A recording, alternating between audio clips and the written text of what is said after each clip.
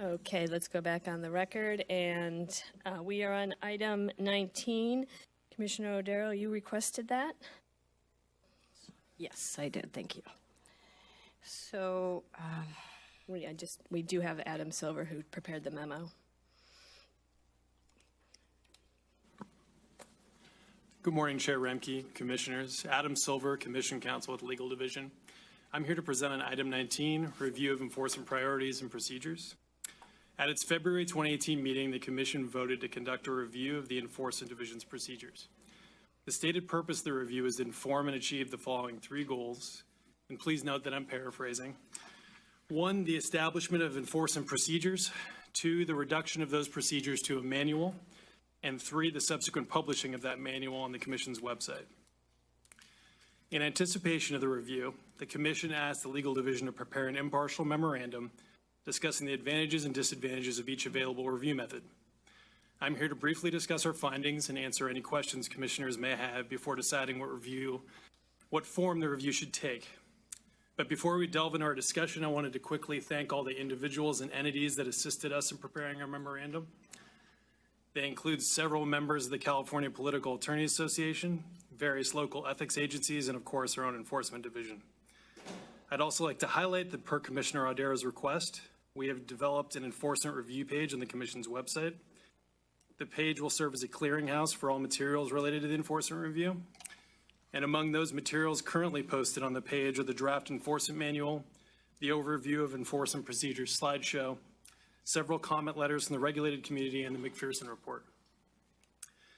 As you know, we've identified 3 methods of review for consideration by the Commission: Commission review, subcommittee review, and task force review.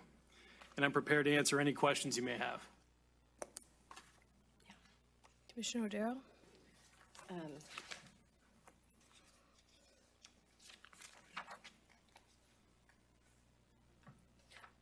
actually, I don't have any questions right now. I will. Commissioner Hatch? There's a comment here, bottom page 5, that kind of surprised me, that a task force is subject to the Open Meeting Act if it has 3 or more members, and then it goes on to say, or delegated authority. I was surprised by that. I thought that that unless there's delegated authority, this is just like an advisory body that would have no standing. So an advisory body with 3 members or more would be subject to Bagley-Keene. Is that right? Okay. When you say members, do you mean commissioners? No. No, just members in Okay. general. Okay. Just people off the street. Correct. Okay. But if they just pose a question. Of course. If a group of self-appointed people came together around a subject and they issued a report and they asked to come before the commission, where do they stand? So if it's independent, it wouldn't be a state body because it wouldn't be created by a separate state body. So the reason why a 3-person or more task force would be subject to Bagley-Keene is because it would be created by the commission. Right.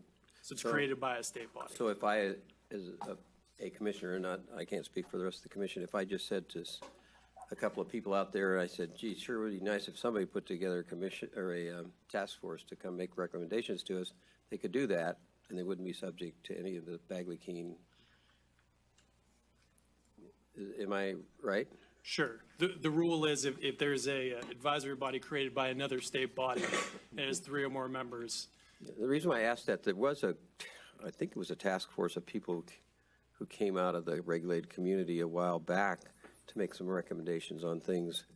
I think it was around the enforcement area, but they weren't an official task force of ours, to my understanding. So maybe that's something we should be put on our list of consideration. Sure. I have a question. Commissioner O'Darrow? So where does the number 3 come from? Because I thought Bagley-Keene is triggered when you have a quorum of the body. So 3 is our quorum, right? The commission's quorum, because we're 5. But how does the 3 suddenly become the quorum for what could be a much larger body? So I believe you're referring to the requirement for a meeting. So the requirement that, where I'm getting the number 3 from is when a body would qualify as a state body for Bagley-Keene. And I could get that statute number for you if you'd like. So that would be Government Code Section 11121 Subdivision C. Right, but I'm not sure that's my question. So Sure. a body is subject to Bagley-Keene if, and meaning the notice requirements, right, and holding public meetings, et cetera, if the quorum of that body, right, decides to hold a meeting, right? So the distinction I'm looking at is being subject to the law versus triggering the actual notice requirements and public meeting requirements. So you're talking about qualifying to be subject to it or actually triggering the notice requirements? Well, both, because one, as to being subject to it, is that a statutory 3 no matter the size of the body? So if it's an advisory body, it's 3 or more No members matter that are the size subject. of the body, no matter the size of the commission. Okay, so they are subject to Bagley-Keene, but then whether they trigger the notice, this is the distinction you're making, whether they trigger the notice requirements really depends on how many people are going to get together. Right, right. And that's independent of the size of the body then? The size of the state body who creates the separate. No, body? I'm talking about any state body that, if there's a 100-people body of commission on something or other, but 3 of them get together, because it's the magic number 3, it's independent of the quorum requirements, right? Now, there's 3 or more get together, it's a meeting subject to notice and public.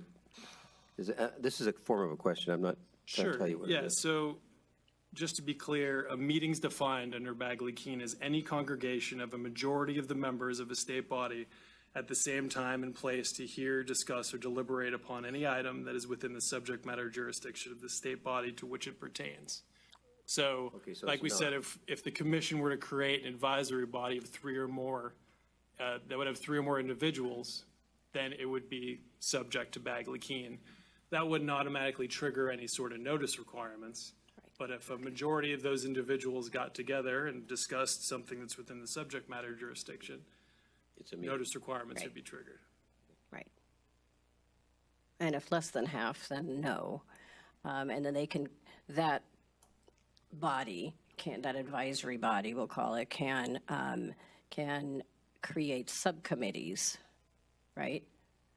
That, depending on the size, would not trigger anything. A subcommittee that is less than half, right, would not trigger the Bagley-Keene notice requirements. Sure. I want to make sure that I'm not stepping on anybody's toes. It's a later item on the agenda, just talking about Bagley-Keene in general and different subcommittees. So is that a question, Brian or John, you'd want to answer?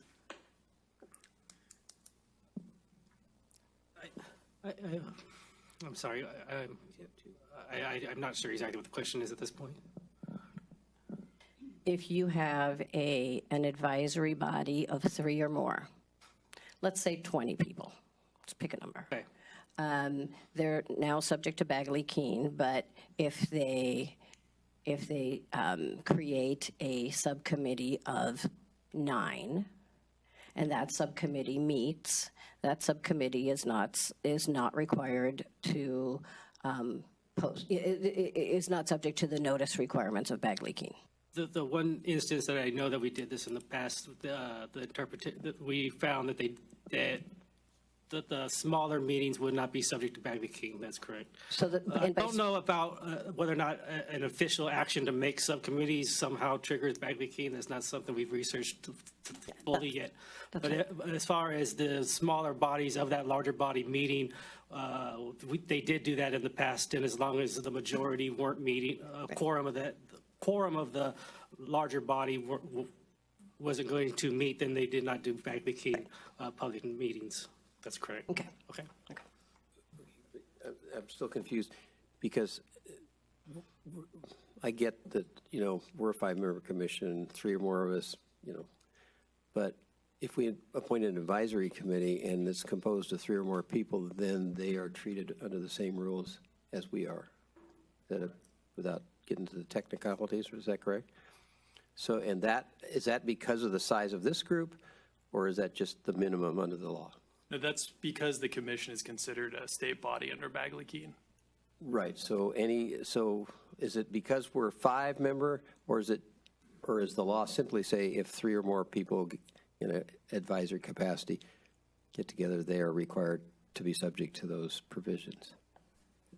If I may, Commissioner Hatch, to answer, I think what your question is. Going in a circle, I know. Yeah, I know. It's confusing, but you're correct. The statute says if it's an advisory body so created consists of 3 or more persons. Yeah. So it just happens in this instance that our number of 3 to form a majority is the same as the Same statute. number, yeah. Does that Okay, clarify? Thank you.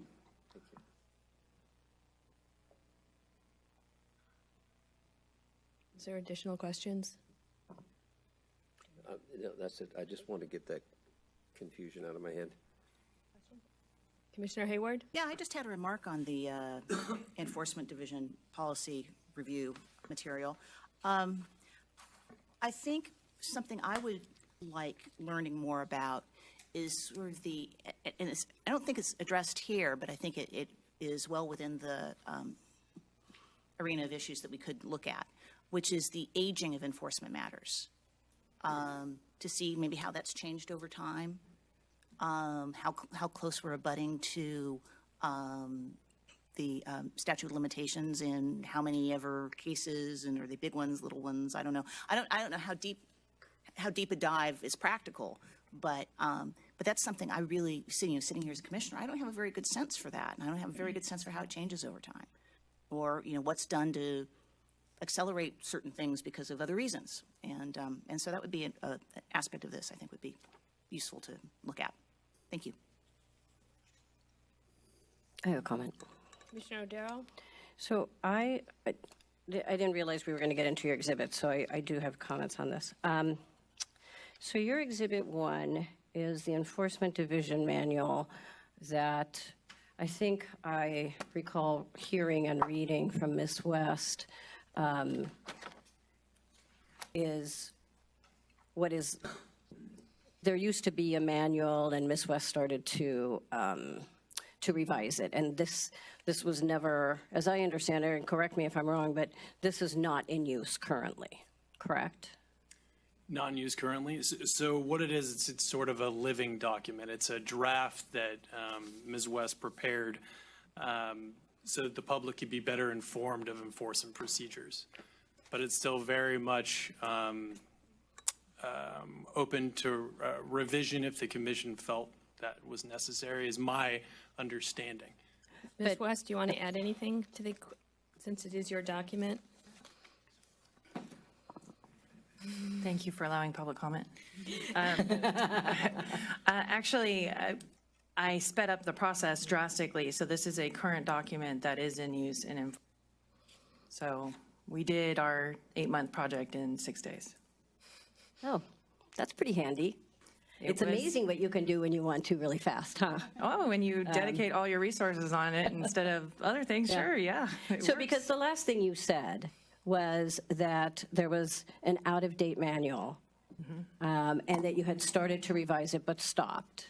No, not stopped. It was in process. That's what you said.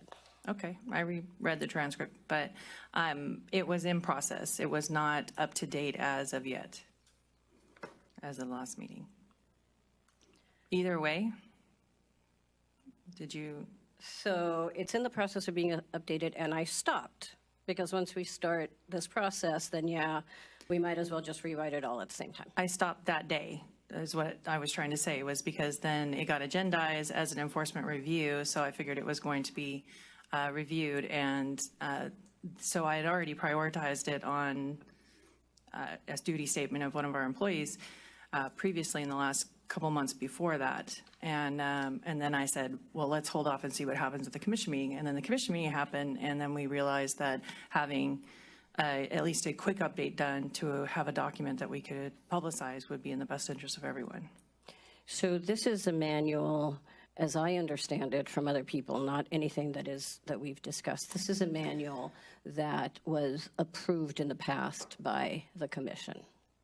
I have not seen a vote. I looked back when the bipartisan commission, McPherson report came out, they requested a manual. I haven't had a time to do an extensive review of every single agenda, but I did not see it posted on the agenda. Well, that it wasn't posted doesn't mean that it wasn't discussed. But okay, fair enough, fair enough. I haven't done the review either of the agendas, but my understanding is that this was approved. But we can set that aside for now. Maybe if we know where that came from or where you Yeah, heard it was approved. So I have a copy, I was given a copy of one that's dated April 2014, that is twice as long as yours, and that has, I imagine that some of this might be out of date, but it's significantly different than yours. I mean, big, important, sections that I think are important are gone. Can I just ask where that came from, though, so we have an understanding of what exactly it is? I received it from someone who asked me not to identify him or her. Is that, so what, you received a document we're now discussing, but we can't understand where it came from or who gave it to you? Yeah, you can check to see if it ever existed. I'm sure you have a record of it. I've never seen it, and I started in June 2014, so that's, Well, this is dated April 2014. In any event. I just think it would be helpful to understand where it came from so we can maybe distinguish what stage it was at, if it was approved, who had control over it. In any event, it's different. And so I'm just, if we can at some point establish, and I'm not going to make that effort right now, but if the right person comes before the body, our body, and gives us more information that he or she would like to share about this document, I'm just wondering if this might not also be a good starting point, because it seems to have more than what your manual has. I think that this should, at the very least, be included in the body of documents that is given to whatever work group we come up with to begin the enforcement review process, assuming that gets voted on and we go forward with it. So you don't know anything about this? I know there used to be an operations plan, and I know that it was mostly out of date and some of it not true. So I decided to take out the portions that were incorrect, update it as much as possible, and try to bring as much light to the enforcement process as a starting point for the overview that we were about to undertake. So what, do you recall taking out a section about training? I recall we have a section in the current one about training. Okay, I'll have to look for that. I thought that you did not. In any event, okay, we can decide what to do with this later, but, so that answers my question about that. Okay. If we do put it on the website, I would just hope that we mark it not current. I'm sorry? I just hope if we do put it in the enforcement portion of the website that we do mark it not current. Or not even FPPC. I mean, I don't know what it is or where it came from. I have earlier drafts of the operations. I'm sure this exists. Right. I just don't understand. No, I'm sure I don't it exists understand the too. mystery behind it. It wasn't hidden. We weren't hiding it from you. Okay, that's fine. Yeah. Somehow I got it. Let's leave it at that. Okay. I didn't write this. I can. No. I can tell you that. I certainly would have not copies written it. of the old operations plan, so. Well, that's great, and maybe you'll find one dated April 2014, and it'll be exactly what this is, and then we'll be done. Yes. So one of the things that I read in this, and maybe this is one of the things that isn't true, and you can clarify that, but that there's training, there are training materials in like an iDrive, or that there's substantive training materials and procedural training materials. Is that accurate? And that is in the current manual as well, yes. Okay, so is that something that, I think that we should, at some point, we should start to gather all this stuff. And I know that what I requested last time was that you gather, and I have not looked at where it is, but that you gather the communications with the public regarding their prior requests for an enforcement process review. And I heard that we now have this section in our website, so I'll go look. And is that what's there now? Has that request been completed? Mr. Silver was working on that, so I would assume he could answer that better. So it hasn't been completed, similar to the manual. It's a living document, basically. We're collecting different letters that we received over the years from all over the agency and from the regulated community. But we already have a fair amount of materials up there. So are the CPAA letters there yet? All of them ever. So what we have up there. Any. Yes, Okay. there's Okay, 3 different letters. Okay, great. So is what's in that site just that? And I understand that's all I requested. I mean, just, okay. So for purposes of the enforcement process review, I think that we should, and maybe we're getting ahead of ourselves at this point, but gather up all of the documents that exist regarding process and put it in this site or one next to it, so that as whoever the body is going to be has everything that they need. They have all the training materials. They have all the manuals. I understand there's an investigator's manual. Kind of, yes. There is a bare bones investigator's manual, yes. Okay, so that should probably be included. The training PowerPoints. I understand there's standard letter forms.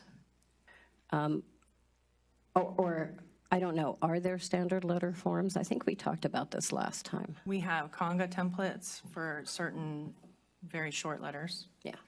So I think all of that should go in there. Are there checklists of any kinds or flow charts? I know that your materials had some flow charts. There's flow charts in the enforcement manual. Yeah.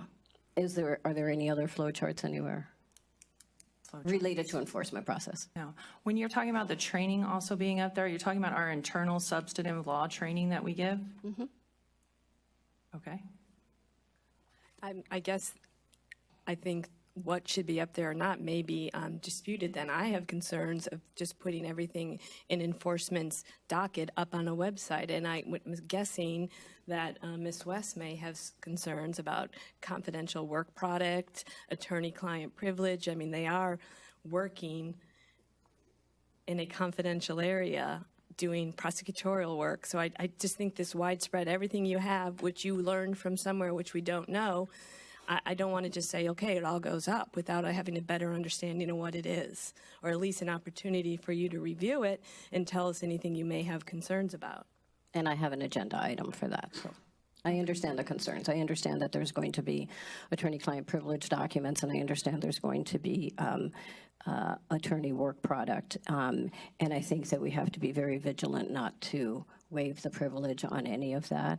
At the same time, I think we have to be careful not to hide behind it on things that aren't. Mm-hmm. And so I think that, I know that at one point you mentioned last time that you didn't want to share all of enforcement processes documents. I think at one point you called them trade secrets, and I think you were joking, because I don't think we have trade secrets. But and so I think that we have to be very careful with what we withhold. And as long as there is a legal basis to withhold it, I completely agree.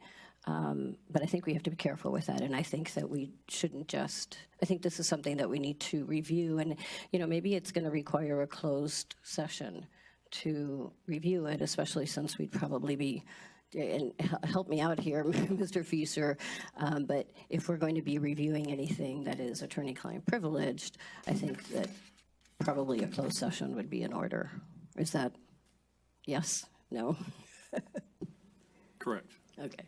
Okay. Yeah, and I would also hope we actually look at the value of whatever we be putting up there.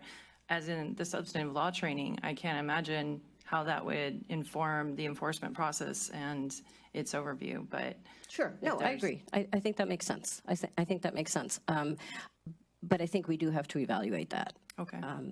And so, anyway, I think that, so my list of kind of what I envision is whatever version we have of the last one before you in 6 days changed it, and then the one that you just changed, that I guess is now operational and live suddenly, is it? Are you talking about the one that we just finished? Yeah. Yes. So that should go there. So And if you're it's making- operational and live just in the sense that it recites what we do. Yeah. So it's not that we're making up processes and. No, I understand. Yeah. Okay. No, I completely understand. Okay. There's reference to an investigator's manual that I think also, right, is part of enforcement. Training PowerPoints, and we can talk about substantive versus procedural, but I think you mentioned last time that there were some procedural PowerPoints. Right, and Mr. Bainbridge did, and he said that it had been subsumed into the presentation that we were making as what the basis for the slideshow that you saw. Oh, okay, okay. I think you mentioned internal guidelines, and I'm just hoping you can clarify what you meant by that. Hold on a second.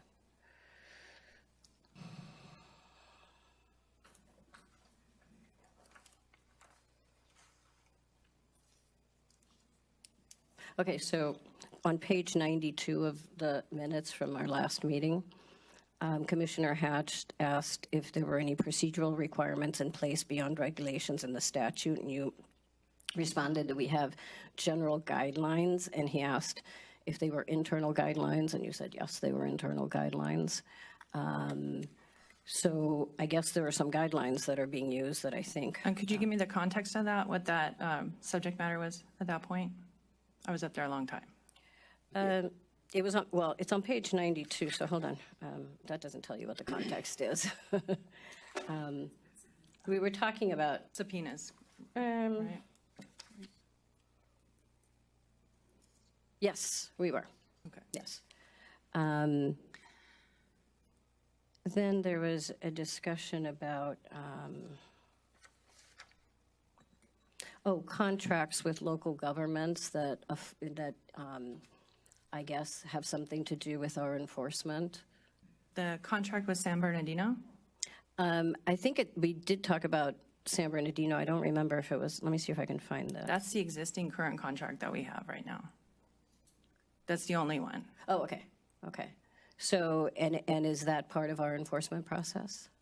The city, the contract is a public document. I believe we have it on our website. Is that correct, Executive Director? Yes, it is on the website. Okay, thank you. So- And so we abide by the contract as it's written. And then apparently, there's a thing called a desk manual.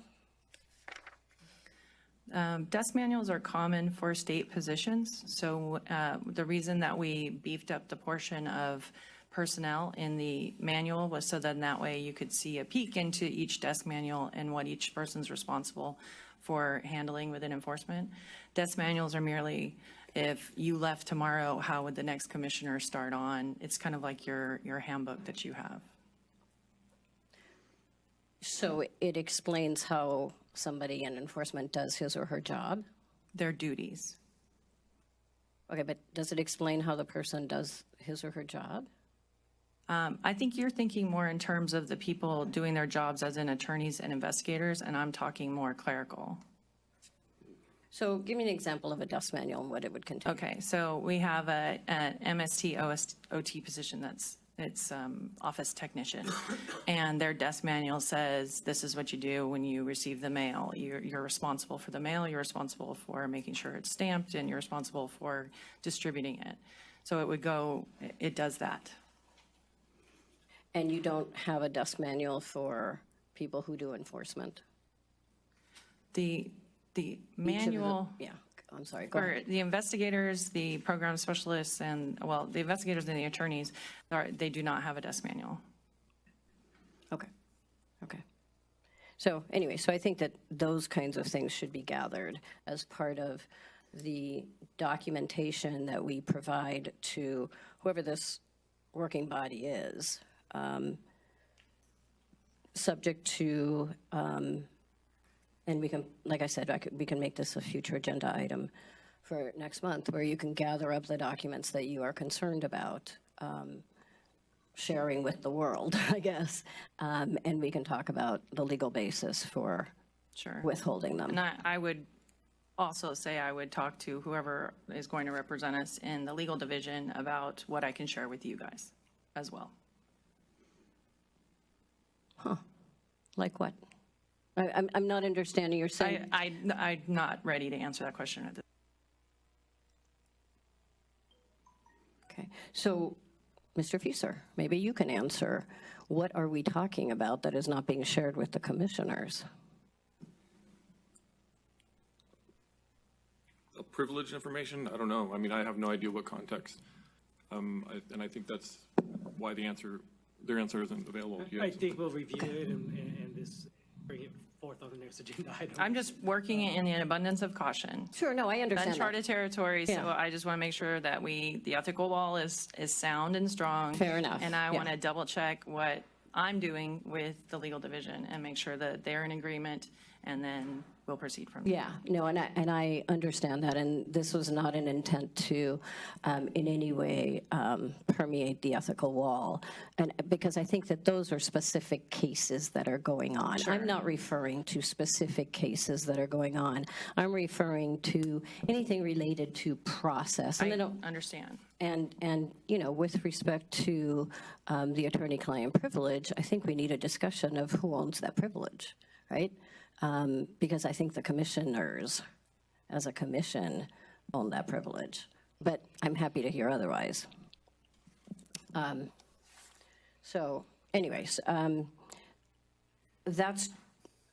those are my comments about the memo. I appreciate the fact that this memo was put together. I know that it somehow fell off the agenda item, and so I appreciate that legal stepped up and provided it. I do want to, I have my own points that I want to make, but I don't know if this is the appropriate time. But how do we go forward? And just kind of following my agenda item of what I had requested for this discussion. So, Chair Remke, do you want to proceed a different way? Well, how we go forward, I think everyone should have an opportunity to see what they see or say as part of this process. So I'll turn to my other colleagues if you had anything else to add or comment on first before we talk about how we go forward about the process or the scope of this or what's been said so far. I don't think I have much to add. I mean, I had some comments sort of interlineated within the manual, but I think that's the kind of stuff that this process is going to tease out. I don't need to be boring you guys with all that today, so. Commissioner Cardenas, anything from you on this? Not today, other than I would hope that our enforcement and legal staff would keep their eye on the ball, and that is the work that you are charged, that we are charged under the Political Reform Act to do. And so this review work is not unimportant. But what the people are counting on us to do is to continue to prosecute the work that needs to be done. Commissioner Hatch, anything? Yes, I did have a couple more questions. Before I get into the ones I wanted to ask, though, could you clarify for me, did we ask for anything that was confidential in nature? Did I miss that? As part of the memo? Yeah, that were requested that we could, So the memo was just, as was requested by Commissioner Odero, was an impartial, unbiased review of the different available methods for conducting the review. yeah, no, I'm not talking about your document. I was talking about the documents that Ms. Darrow asked that they be posted. And I didn't think that these were like these were actual cases. I thought it was just like procedural stuff about how we do things. Am I wrong? So what we have posted on the website right now are letters from the regulated community. We also have the draft enforcement manual. We have the slideshow that you watched at the last meeting. And we also have a copy of the McPherson report. Right. But I meant the additional documents that, If I may, I think at this point, the legal division has looked into the different methods of moving forward and the types of committees we could use to do that. As far as the actual, what the enforcement process is and what procedures and policies are out there, I mean, that's not something that we've had a chance to review, look at, or comment on at this point, so. well, I may have misunderstood, but I didn't think there was any privileged kind of documents requested. So that's all I was trying to understand. And my understanding right now is you'd like a comprehensive review without knowing what those documents are. I have a hard time commenting on whether or not any of them may or may not be confidential. Okay. But like. All right, and then the other things, to Galena, it's a good work product, but it did seem like it was a description of what we do, not a, here's what you must do to the employees that would follow this. Am I correct? Is it just a style thing, or is that still supposed to It's govern behavior of enforcement staff? governed behavior. Well, Govern, in other words, this draft that's attached, your work product essentially, or people that work for you, it's coming together nicely. But there's a certain writing style here that, and maybe it's just a purpose that is kind of like, this is how we do it, or this is what we do, however you want to say that. Not, you know, in my young years, I was a firefighter, and everything was thee and thou and you shall, and it's not in that style. I like it, but it's more like an explanation to the uninitiated about what we do and how we do it. Is that? well, and I think that tone is purposeful, because when you join enforcement, you are learning what we do in enforcement and what you're going to be doing. So yes, there are some documents that are like, here's your job and you are going to do it. You sign a duty statement that says what your job is and that you will fulfill, and you'll do what your supervisor tells you to do and all that. So this was more of, here's what you do, here's what the guy next to you does, and here's how we get it all done together. Right, so I can figure out where I fit into this whole puzzle if I'm working. Okay. And then unrelated to that, and you can answer, or the legal staff can, I've always been puzzled about the statute of limitations thing with a lot of these cases that come forward. Does the statute of limitations satisfied with a probable cause notice? Is that what stops the clock? The filing of the probable cause report, Okay. yes. So if you can get to that stage, you preserve it and you continue to. Sure, and Proceed. that's true. And then we also try to enter into tolling agreements with represented parties so that they know exactly what. Voluntary. Right. Okay, cool. That's an interesting concept. All right, thank you. I have some more questions. Commissioner Odero? So last month, I think, when you said a lot of things that were very encouraging, not the least of which was that you were, and I'm paraphrasing, although I'm sure I can find the quote, that you were happy to talk about enforcement and that you were excited that we were, I'm not sure you said excited, but when I asked, do you have any objection to it or any concerns, you said no. So that's great. Because I think the regulated community was jumping up and down when they heard you say that, and I think they should, because I think your participation is going to be very critical and valuable. I'm wondering if what you understood end product of what I was referring to, which was the procedures manual, if that's what you understood as being this document that is attached as Exhibit 1, is this what you think is a procedures manual, this document that's attached as Exhibit 1? I think that it is a starting place for what you were looking for. And the best thing that I could do at this point was get us all on the same page as to what we do and how we do it. And as for why I was excited, I thought it was going to be of limited scope. I thought you were going to identify issues that you see with enforcement, and all of you were going to give us direction, and we would get public guidance on certain issues. And I was excited about that because there are times when we go back and forth with the regulated community, and we aren't really sure what the commission is going to say. And to get direction on those type things, setting priorities for cases, that's what I ask you to do every month. Yeah. So yes, I was very excited to get a specific scope review of the enforcement process. As to this giant project over every document that's ever been made, yeah, it's daunting because this is an election year, and I know that that sounds flippant, but it's not, because it's like, as Commissioner Cardenas said, we have this duty that we have to perform. So I'm getting a little frustrated because here our scope has gone from there's some issues, we've identified some issues, I've heard some complaints, and I want to get to the bottom of this and review things, to now we're going to look at every process, every bit of material, go through every job duty, figure out everything about enforcement, which is fine if we have a year, but not if we have 2 months.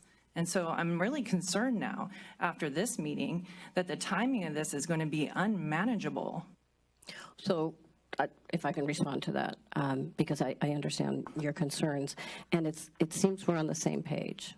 I have no interest in having you guys do this in 2 months. I think that would be ridiculous.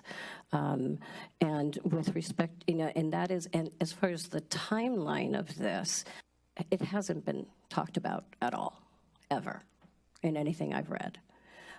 So I want to put your mind at ease. And then with respect to the scope, nor has that been discussed.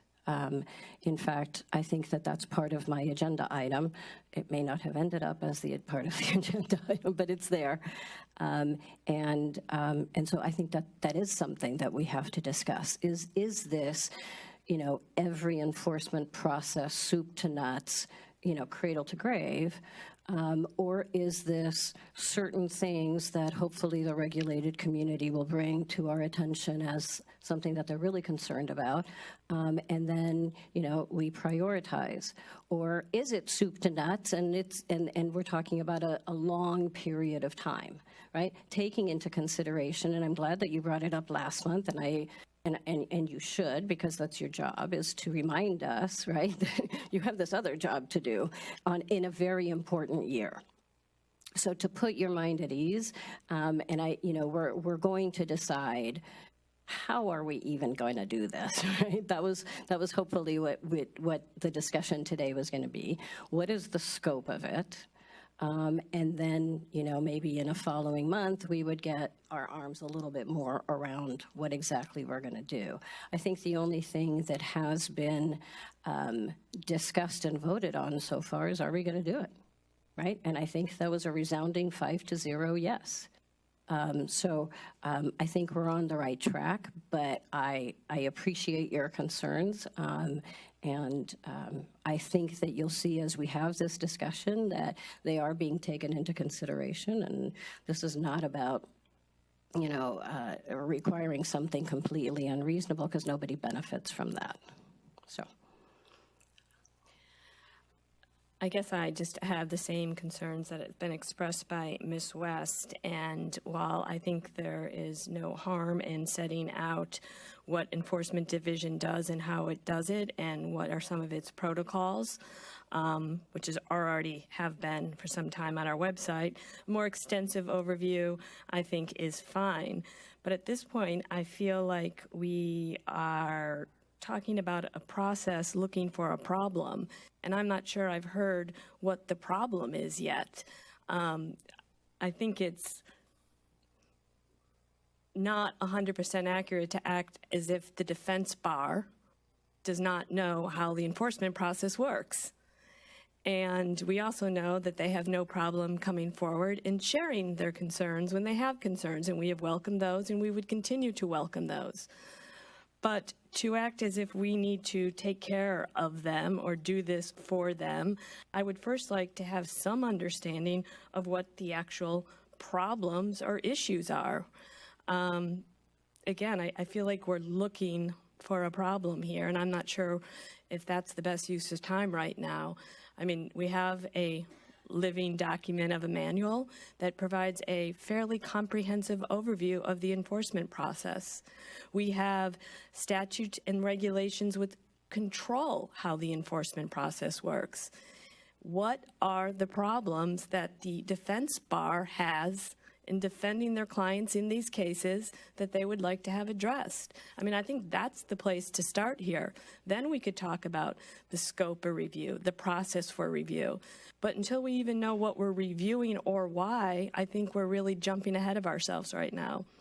So I think one of the options in this memo by staff was to have some IP meetings where those can be flushed out, where staff can work with the defense bar and other members of the regulated community to hear under the existing process what are the issues.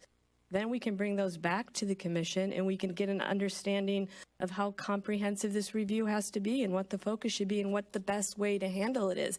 I feel like deciding should it be a task force or a committee or what, we don't. It's a lot of work for what? What are we focusing on? Those are my thoughts. If I could, Commissioner Hatch? that wasn't the reason why I voted to do the review.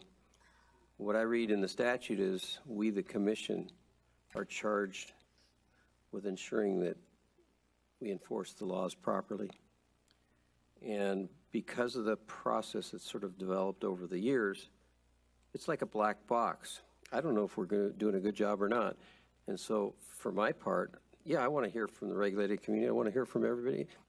I would like to know what it is we do without divulging any secrets so that I can do my oversight responsibility.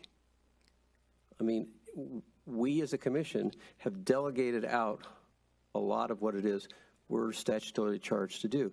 And when we delegate, we incur an obligation to do oversight of the people and the processes that we delegate out. And to me, right now, it's a mystery box. Yes, I think we should have some input from the regulated community. I think that's a step that I think I had heard Commissioner Darrow articulate at the last meeting. She's at this point, I think, at the stage is trying to figure out what the forum should be without trying to overly tax anybody. But it's a job that needs to be done. And just because you don't think that the regulated community has any problems doesn't, make this go away. That's not what I I have said. an oversight That's not what responsibility. I said. I'm not going to shirk it, and I'm going to figure out a way to assess whether or not I'm doing a job that the public intended for me to do. Commissioner Well, Cardenas? sometimes we're the masters of our own ignorance. And, this is only my third meeting. I'm trying to come to speed as quickly as I can. If this had been my 10th meeting, I would hope that I would no longer be laboring under that level of ignorance, frankly. I want to associate myself with everything that I think I just heard the chair say. And it occurs to me that, as is probably the case at all times, somewhere there's someone out there who is laughing hysterically at the fact that we are talking about finding how we can more further elaborate this process in the hope that we may ultimately come to a real problem. And the longer that we spin our wheels doing this, the closer they are to getting off the hook, either before the statute ends or the election comes around. And I don't want to be associated with that. So if ignorance needs to be liberated, then let us get to work. But it doesn't mean that they need to propound every document that has ever existed. including some which may or may not have existed, which are introduced into the discussion without authentication or attribution. And so I will ask if Commissioner Aldero would provide, since it was referenced, since the head of enforcement was asked questions in connection with it, and since it appears to be physically present on the dais here, if a copy of the, the April 2014 document, a copy can be made to for Ms. West and for each of the commissioners. And I would also like the source of the document, who may well be listening, if not present, to please identify a way without identifying yourself to authenticate this document for the benefit of our staff, if you're not otherwise able to do that. Sure, so and I can talk to that. Absolutely, I have no intention of keeping this for myself. This should absolutely become part of the record. Here it is. I would be very, very surprised if this doesn't already exist in your library of documents, but I leave that to you. But here it is, and I am not going to disclose the source. The source can disclose him or herself. I don't have a problem with that. That's not for me. I can tell you that the reason I'm not disclosing it is a reason that I have heard from several people with whom I've spoken who say, when I pose the question, you have the mic, come and talk to us, and they fear retribution. And that is, look, make your face if you want, believe it if you don't. If you don't want to believe it, that's fine. That's absolutely you're right, and especially so when I'm not telling you who is saying it. So I get that. I understand that. All I'm telling you is somebody said it to me. And by the way, it's not necessarily retribution by enforcement. I'll just leave it at that. But regardless, we know that there have been at the very least, we know that there have been CPAA requests for a review of at least certain specific processes, requests that never made their way to the commissioners, and that some were met, some were not. And so, if we want a starting point, we certainly can start with the CPAA letters. I don't have a dog in this fight as to how big this is going to be. So I think that is something that has to be decided along the way. And I think, as Commissioner Hatch mentioned, and as my agenda item says, we are not here to revise the manual today, whether it be this manual, whether it be Ms. West's current manual. We're here today to discuss how we're going to do this. And that's what I'm hoping that we can get to. At some point, I think we're going to get public comment. And if, maybe we need to hear the public comment at this point regarding whether there even is a need for this. So if anybody has public comment on that, I think this might be a good More time. questions from the commissioners? If I may, Commissioner Cardenas? somewhere out there is a dog who is enjoying this fight. And speaking for myself to our staff, don't slow down. Someone wants you to, but the people need you to do your good work now more than ever.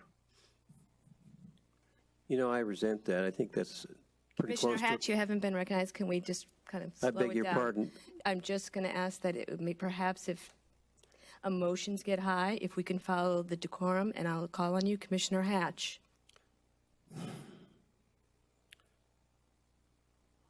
I feel that that remark impugned my good intentions.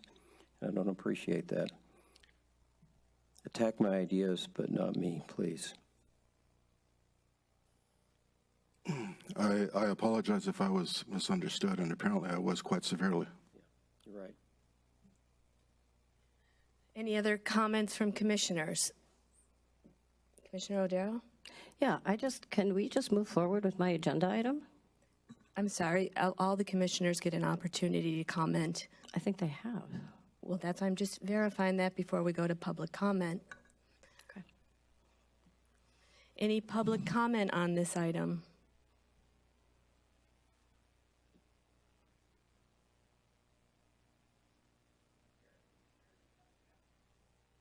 Chair and Commissioners, good afternoon. Joe Gardarama, President of the California Political Attorneys Association.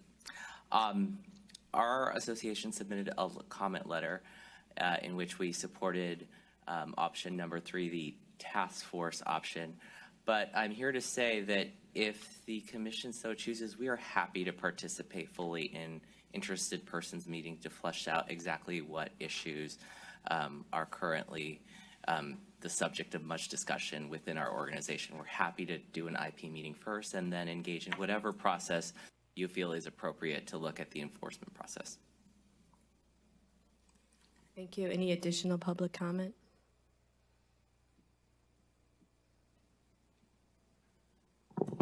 Chuck Bell, Bell McAndrews and Hilltech, for myself and not my firm.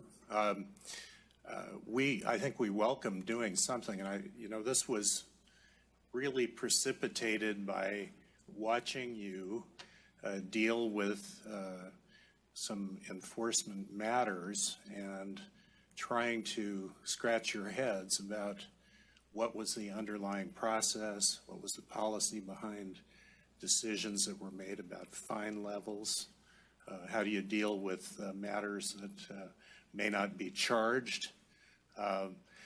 And this was not new to us. Some of us have been around here for 30 years involved in the enforcement process.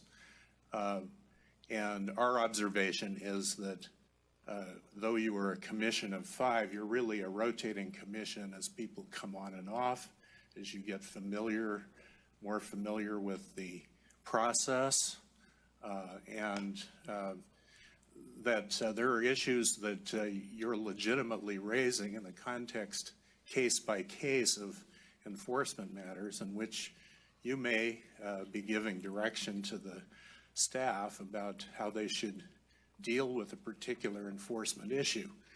And so the genesis of our approach, in fact, our organization was formed primarily to be a body that would come to the commission to work cooperatively with you on regulations as well as an enforcement policy. And it's always been our objective, I think. And I was its first chairman, but I think probably most of the ones that followed me would concur that our desire is to work with you in helping you to understand the enforcement process from the standpoint of not only your responsibilities, but ours as people who defend people who are respondents in these proceedings. And, all of us also are involved in trying to help people comply with the law so we never have enforcement darken their doorsteps with investigations.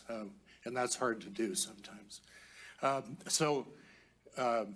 There are issues that really merit an overview in terms of how you approach and how your staff approaches charging and prosecuting, investigating enforcement cases. And it's primarily, I think, for your benefit, not ours, because you have the duty under the law to enforce it, to understand what the issues are.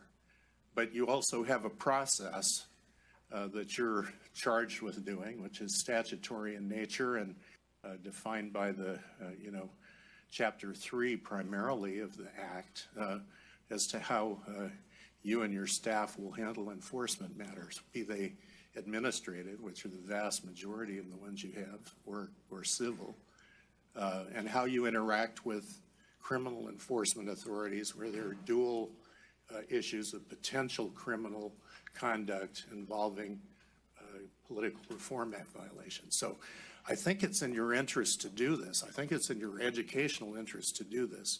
I don't think anyone is laughing about trying to put some kind of spoke in the, or a stick in the spoke of the enforcement process. And I don't think that we have any intention of doing that.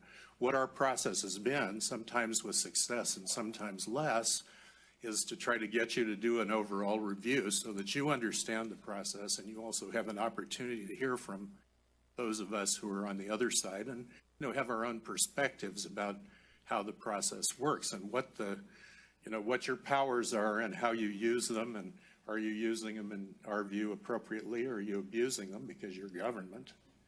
And there are some structural issues that deal with the act and how you interpret your authority to enforce that are worth considering. And there are some due process issues that are worth considering. I don't think it, I think, as Mr. Gordon Ramos said, we're willing to participate in however you structure it. We don't want to structure it to make it unduly burdensome, if you will, on the staff in carrying out its regular duties. But I'm not sure that it has to be. And more recently, in 2015, we did respond. I think we had a good meeting with the chair, who heard some general stuff and said, well, do you have some specifics? So we came back with some specifics. Some of those are still problems. Some of them were dealt with very promptly. Some of them are outdated. Some of them were concerned about how you would enforce AB 800, which was a new audit process, which we looked at as something that could be potentially very burdensome to the political process if you were going to engage in, spot audits during the end of an election campaign when people are also trying to campaign for office and comply with the law. So there are a number of issues that I think can be raised. I think they can be fleshed out and probably sharpened for review, and I hope that you do that. I don't think it need be something that really pits your commissioners against one another in terms of how this is carried out. So we're cooperative. None of us are laughing about it. We want to participate, and we hope you'll do it. Mr. Bell, thank you for your comments. That's very heartening and helpful to me. I look forward to working with you. This is what I'm talking about. This is an opportunity for us to learn. And so I look forward to doing that. You've been doing this for, what, 30 years? Yeah, too long. Well, hang out a little bit longer, please. Oh, thanks. Any other public comment?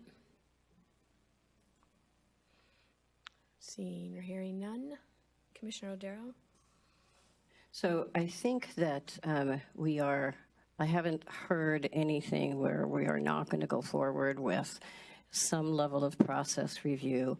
So I think we have to then figure out how we are going to approach it. I think that this memo about the effects of Bagley-Keene on the three possible ways that I could come up with, and I don't see any other ones, so I'm assuming there are none. It is helpful. What is not here, but which I guess could have been, but wasn't really thought of by anybody until now, is instead of approaching it in one of these three ways, is to define the scope before we decide how we're going to approach it, which is something that, I don't know who brought it up a second ago, but somebody did. So, I think we need to figure out what's our next step. Is it, do we figure out, figure out which of these three ways, or now a fourth way, to start the process? And then there may be other things that follow, but, I'm certainly open to this fourth way in a discussion if that's the better approach. So I think, of the three, I would favor a task force.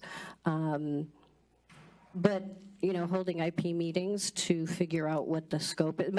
In my mind, the first thing that a task force would have done is to figure out what the scope is. But if we want to go about that a different way, and we want to do it through IP meetings where, somebody takes decent notes and really tells us what was said, because we're not there, then I think that's another possible way to do it, and I wouldn't be completely opposed to it. I just feel like an IP meeting may be, in some ways, the fastest way to move this forward with the least amount of work in the beginning, again, so we could see what the scope of problems are, and then figure out what's a realistic timeline to tackle those problems, whether it's through a task force or a committee. Because I think an IP meeting can happen sooner rather than later. And then we would just obviously encourage everyone who is interested in this topic to submit their concerns, issues, things they want to see addressed that they don't feel have been addressed. Again, I feel that the manual, although draft and living, is a good start for people who feel like they don't understand the process or have concerns about the process, because I think it's also a place to look at and say, wait, I think we should have this area flushed out more. I think this area can use more description, or things like that, which I would encourage to be part of this. That would be my thought as to the best way, but Commissioner Hayward, do you have leaning forward? Yeah, no, I wasn't leaning forward out of excitement and grabbing the mic and saying something profound, but yeah, I think that's, I agree. How about that? Any other commissioners have any other alternative ideas or proposals or?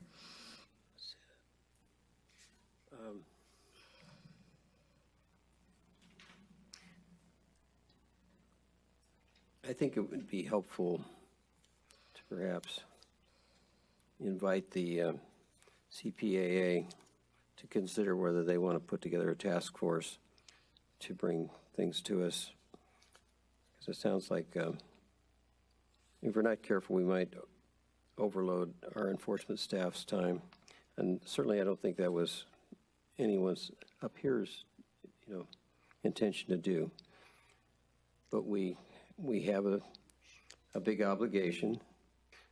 We have delegated it all out, and we don't know enough about it to be able to provide decent oversight and protect the public. And there has to be a way to get there. And this is not a solution in search of a problem, in my view. It's trying to get your arms around what it is you're supposed to do when you come here every month. And to that end, I personally would make that invitation to CPAA to consider that on their own. And at the same time, I would agree with the chair that we should set a IP meeting, interested party meeting on the general subject of what has been put forth by this commission and see what that brings. And just as to your CPAA idea, I heard it from someone on staff, I believe, that they have created an someone help me out there.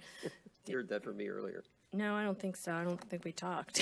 But they have some committee, right, on this issue? Yeah, I mean, Chuck or Joe could probably give more detail, but I think the organization generally has an enforcement committee I don't know if it's always a standing committee, but. I thought that maybe they referenced it in one of these. I have a comment. Oh, Joe, do you want to just explain where I'm getting that notion from? Yes, so CPA does have a standing enforcement committee. We also are willing to provide a representative from or two representatives, one from each major party, if you prefer just to hear from two of us rather than the entire committee. But we're happy to participate in whatever form you want us to participate in, as long as we can, voice our concerns in a meaningful way. Well, I would leave it to you to decide how, as a group, you want to do it, or if you have people who want to go separate and say their own piece. Because again, I think my thought is the IP, we could flesh out as many ideas as possible of issues or concerns, and whether they're grouped together, whether, even within your own organization, I guess there's probably some disagreement. Yeah, sometimes we agree on some topics and disagree on others. We're human beings, and we're also bipartisan in nature.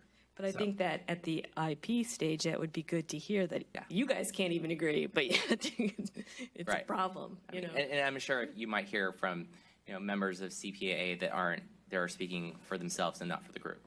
That's totally possible. I have a comment. Commissioner O'Darrow? So I think, though, that, and maybe you need to expand on this a little bit more, Commissioner Hatch, but I think that what you were thinking was a little bit different. I think you were thinking of a task force that involved more than just CPAA, but that, I guess, was put together by CPAA as whether you want to or not. It's up to you. You guys are the ones who wanted this enforcement review. So,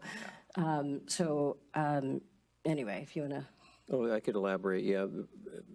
Perhaps I didn't articulate it well enough, but my hope was CPAA, being a leader in this field, might look around at other interests that should be represented and convene your own task force where you cooperatively figure out, I mean, what the issues that, how we should get educated on things that aren't good and could be improved upon. I think as an association, we can only speak for ourselves. Okay. There are other associations, for instance, the California Political Treasurers Association, that might have an opinion about things. There are academics that might look at the issue a little bit differently. But as CPAA, we can only speak Okay. for our own That's membership. good to know. Thank you. And I have, not for you, I just have another comment. Commissioner O'Darrow? Yeah, and I think that, to the extent, obviously, there will be an interested persons meeting. We may need more than one. I don't know that we should require or limit it to one meeting to figure out what's out there and what needs to be addressed. So I would say that we can have the interested persons meetings, start with one, and if we feel like we need more, then we ask for more. I really don't want to see a limitation placed on this, because that will then clearly limit the scope of what is going to be addressed, and I think that defeats the purpose of what we're doing. I have a question. Commissioner Cardenas? These IP meetings, commissioners are invited or not? You can listen, but again, if three participate, Where three we or have a more are problem. gathered. Yeah, so it's, normally, I know some commissioners over time have listened in because they are telephonic. So you can listen in, which is a good way to hear if you want to really hear what's being said. But normally what happens is it's staffed. They bring a summary, bring it back to us. That could be posted, and then again, obviously, people who are at the IP meeting and feel that they weren't heard or their comments aren't in the summary, they can add more comments. Again, but I would rely on staff to. So a commissioner cannot ask questions, and a commissioner cannot participate in a meeting, in one of these meetings? Having actually participated in this few of these just to see how it works, I found it a little bit frustrating because I'm not even supposed to identify myself, let alone ask questions or make comments. So it's really a listening thing, so, for us. I have a question about that.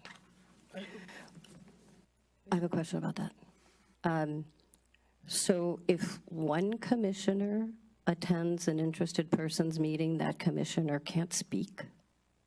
No, as long as there's no more than three participants. Right. So if two of us participate, yeah. As long as you don't share it behind. Right. As long as we don't create a serial meeting. Right. If two of us can fully participate, as long as we don't thereafter create a serial meeting by talking to other, which would be a totally different violation. But two commissioners, unless, show me where I'm wrong, but two commissioners can go to an interested persons meeting, fully participate without violating Bagley-Keene. Is that wrong? I don't think that's wrong. Okay. Commissioner Darrow, just as a practical matter, a lot of times people are calling in on the phone, so I think if that was the intention of two of the commissioners, it would be better if we could coordinate to ensure that the two that are attending, because they're just sometimes attending remotely, so we would just want to clarify that we don't have a majority of the commission on the call. Well, I think that goes without saying, right? I think we all understand I'm just Bagley-Keene clarifying that. obligations. The other, if I may, the other option, we can do a Bagley-Keene notice and give 10 days notice of the IP meeting. It will be a meeting of the commission if the commission wants to participate in a meeting where we then have interested persons come forward with public testimony. We can notice it as a meeting and give a 10-day notice and fully comply with Bagley-Keene, and we can have them present it to the commission. Well, that's far better. In my instance, I was cautioned, because it was telephonic, not to identify myself or, ask questions or anything. It was like, well, what do I need this for?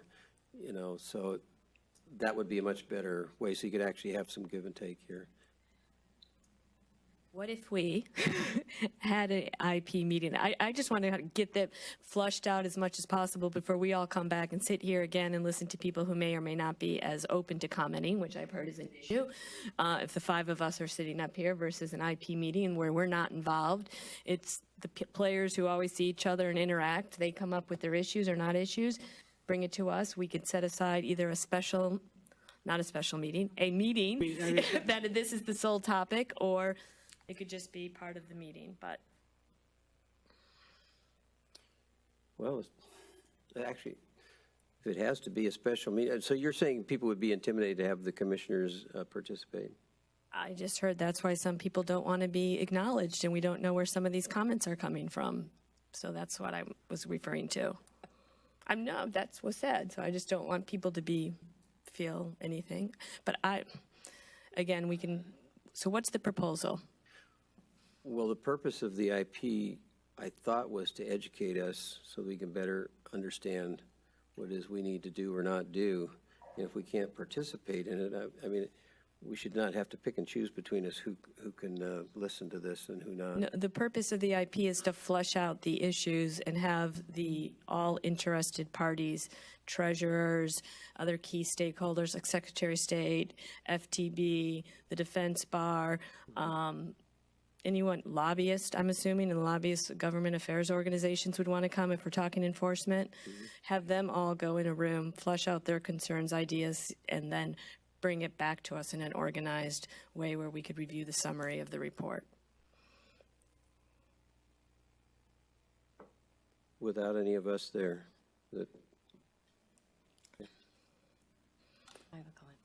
Commissioner O'Darrow? I actually think that's a really good idea. I think that I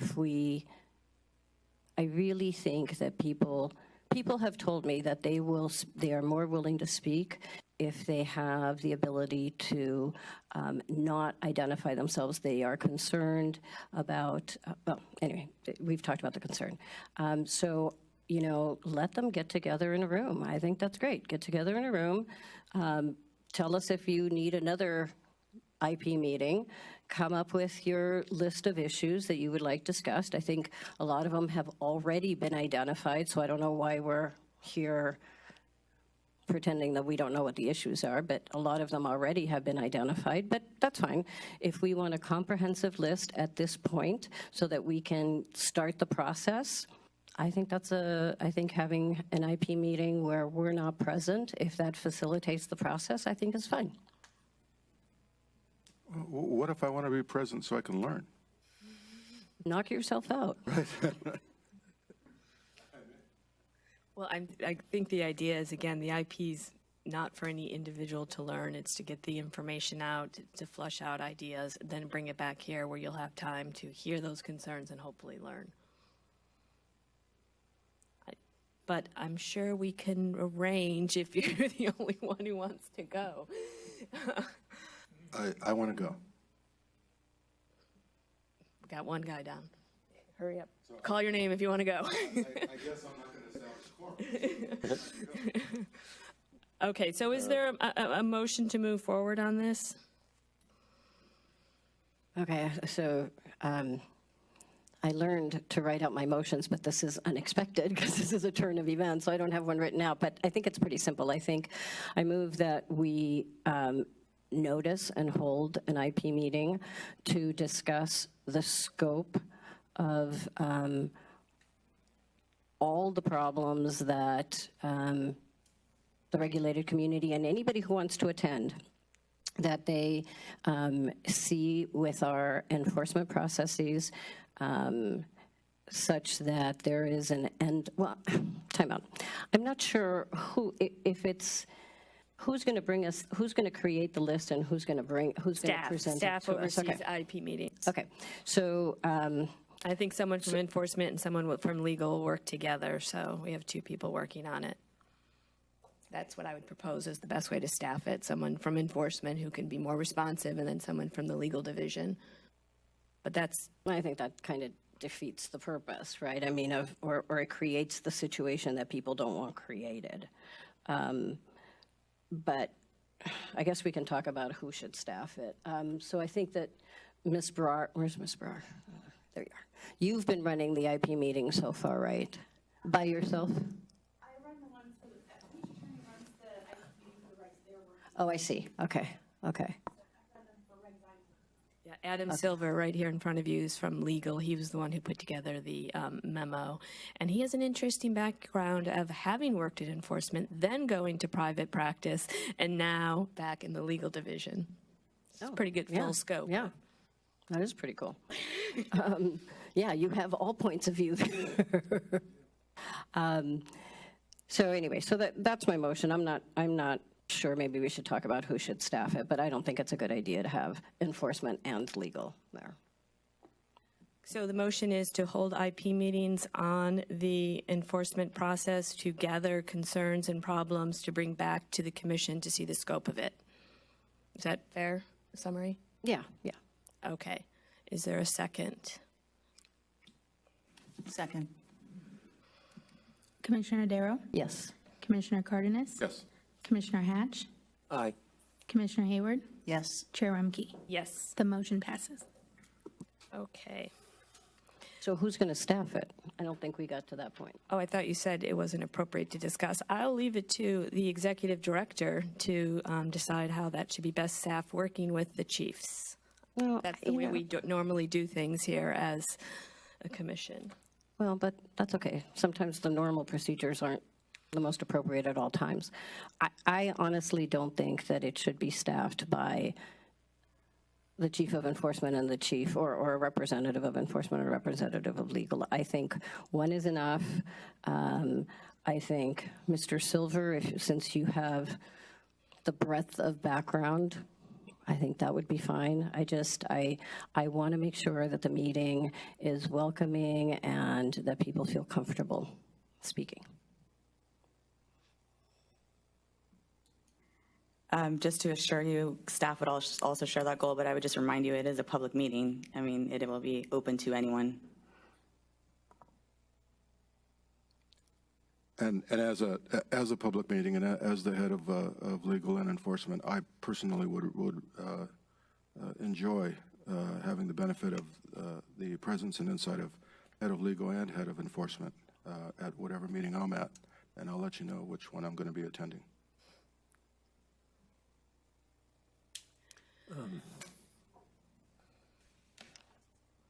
Can we move to the next item? Actually, I had a question to Aaron.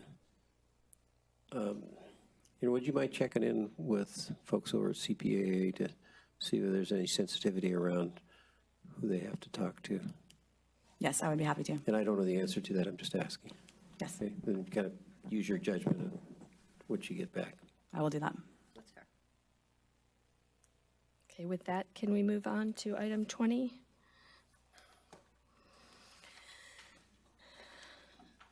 And Commissioner Hayward, as chair of the ad hoc committee, I'll let you take the lead on this. Thank you very much, Madam Chair.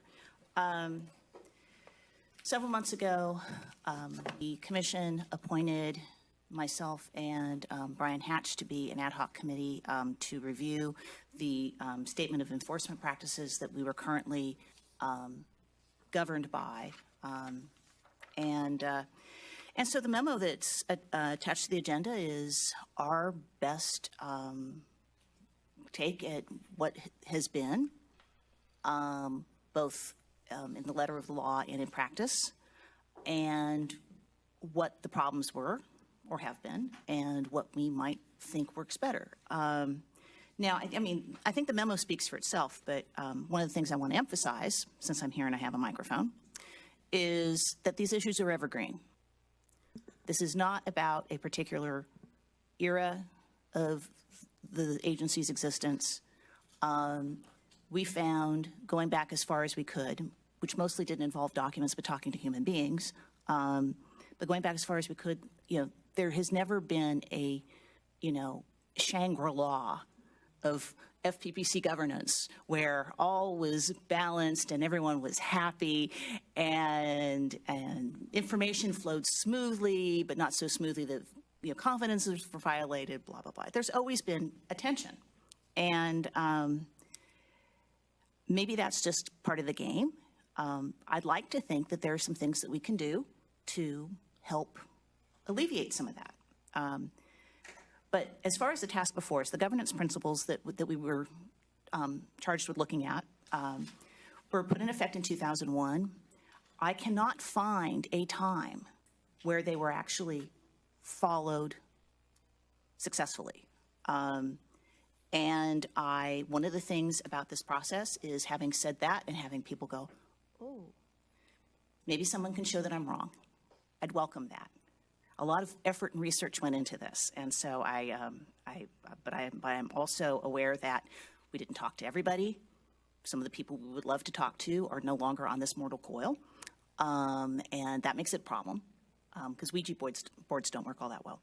And some of the people we reached out to didn't want to respond, and so there's obviously maybe a bias in the data because of response bias. And on the other hand, I do think that, the agendas and minutes represent pretty well what the commission is really doing in any given month or 6 months or year.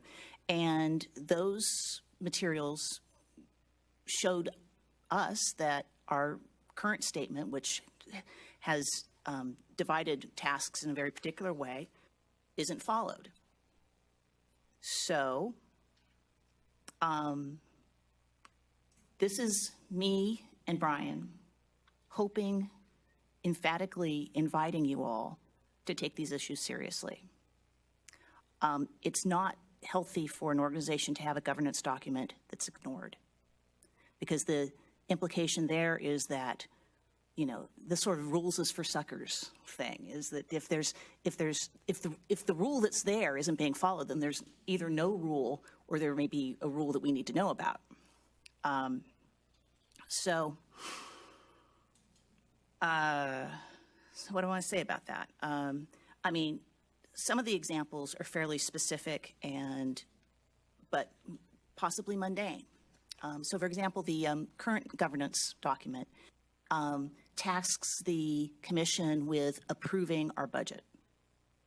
Now, our budget is largely set by statute, but also set by appropriation. And whether we approve it or not, strictly approve it, may not actually have had any sort of deleterious effect over time. I don't know. I don't get to see the budget. I can't know. And that's the deeper problem. I mean, we're all here tasked with a duty to oversee a group of well-meaning, talented people. And if we don't have the information to ask the right questions or to even satisfy ourselves that we know what's going on, we can't do our job. So with that, the thing that I think is created the most heartburn about what we're suggesting is the establishment of standing committees. I think both Brian and I come out of a world where we work with nonprofits or even for-profit organizations that, have some sort of organic document, bylaws, and within those bylaws, you typically divide out the burden of oversight to committees. So this is something I feel I'm fairly familiar with. I credit the people who looked at the standing committee assignments and thought to themselves, well, some of those are going to be more burdensome than others, and some of those are going to be, they're not really an even allocation of work. And while that's true, it's also the case that commissioners here don't have the same availability to do work. Some of you poor folks still work for a living, unlike some of us who, hang out and play with our kids and the dog and whatnot, and write long memos. And so I think that may not be a bug as much as a feature. I think because I have been troubled by the fact that some of these subcommittees that we're suggesting, or standing committees that we're suggesting, have more work than others, but I think maybe that's not a bad thing, given the realities of what a part-time commissioner might look like.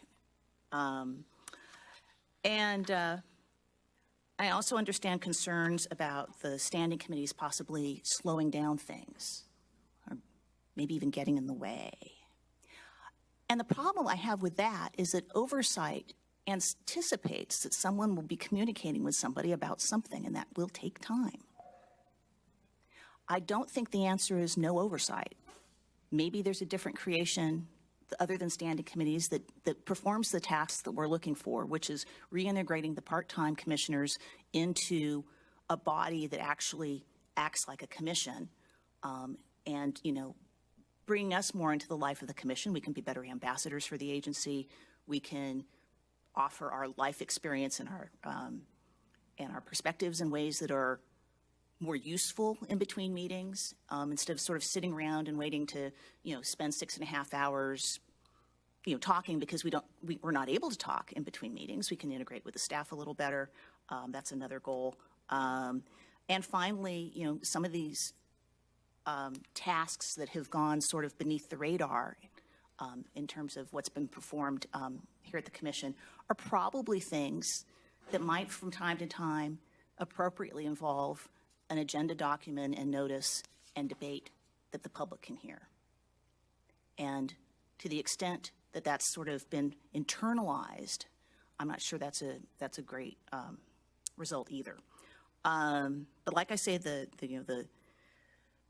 memo speaks for itself. I know it's a lot to chew on. I'm not going to speak for Mr. Hatch, but I think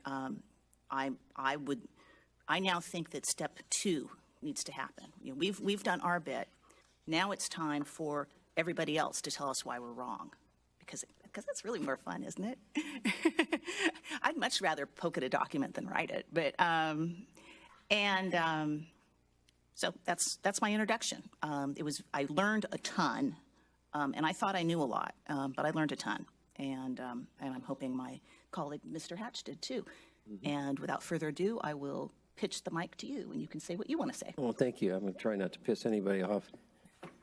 I think it's a pretty good work product. Puts, you know, several months into it. I would just ask that folks talk to each other about giving us feedback, but when you do, please be specific. Don't say, I don't like it in a broad term. Tell me what you don't like. You know, which page is it on?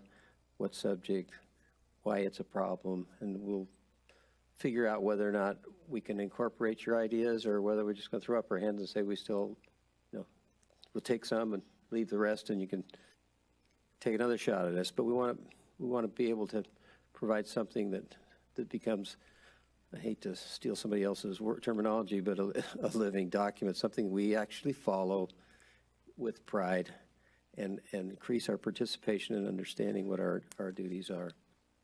And help solve some problems that have been nettlesome in the current procedures that we do. So we've tried to anticipate everything. We think that this should be the kind of document that spans, you know, generations of commissioners. And we do come and go pretty often. What we found looking back, just about the time people get synchronous, then somebody leaves and then somebody else comes, and it, you know, and then there's got different levels of understanding and whatnot. And you need something that you can refer to that, in fact, you do follow and work in a productive way.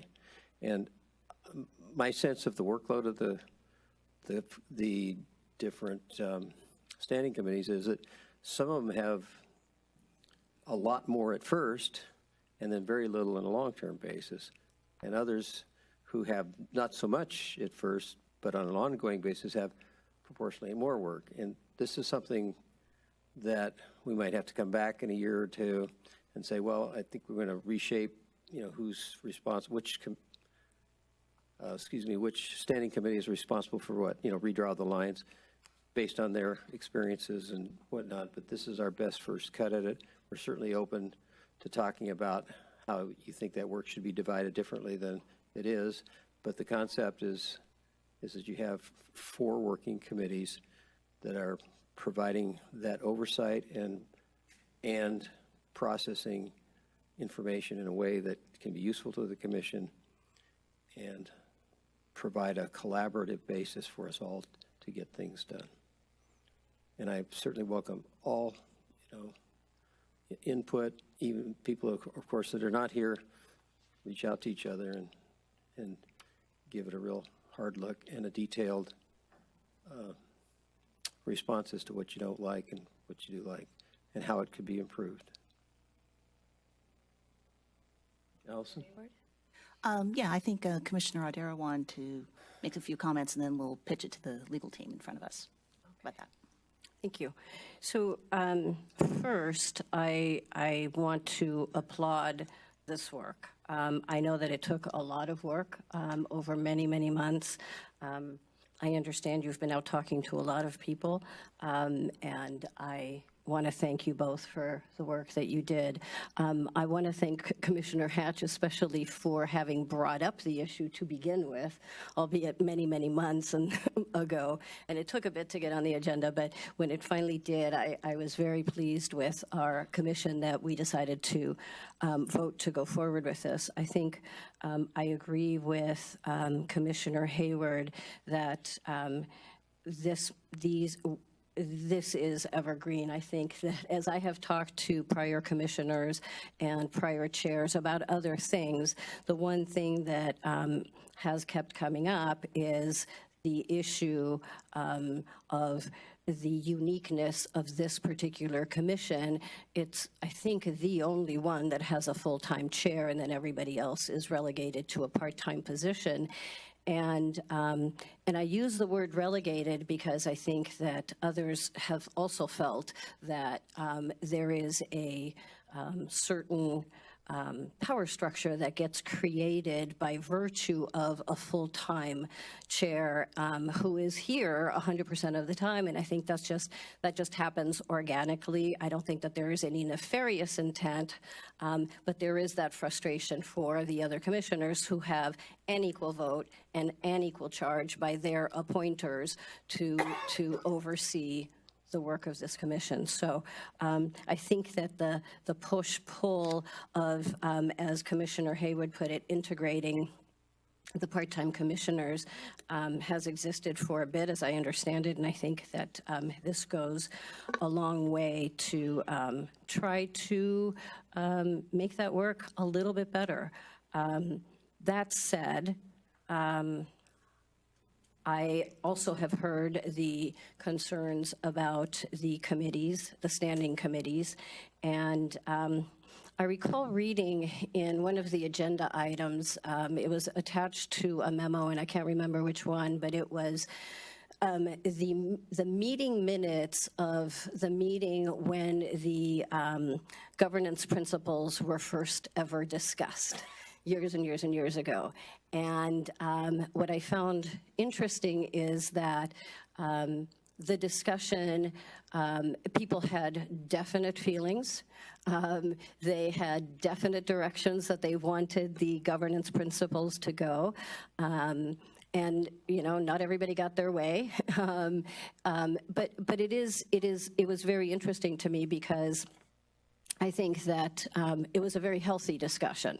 And so I think that we need to have another healthy discussion, since this is the first time that that the governing principles have been reviewed since their origination many years and commissions ago. So do I think that this is the time to vote on this? No.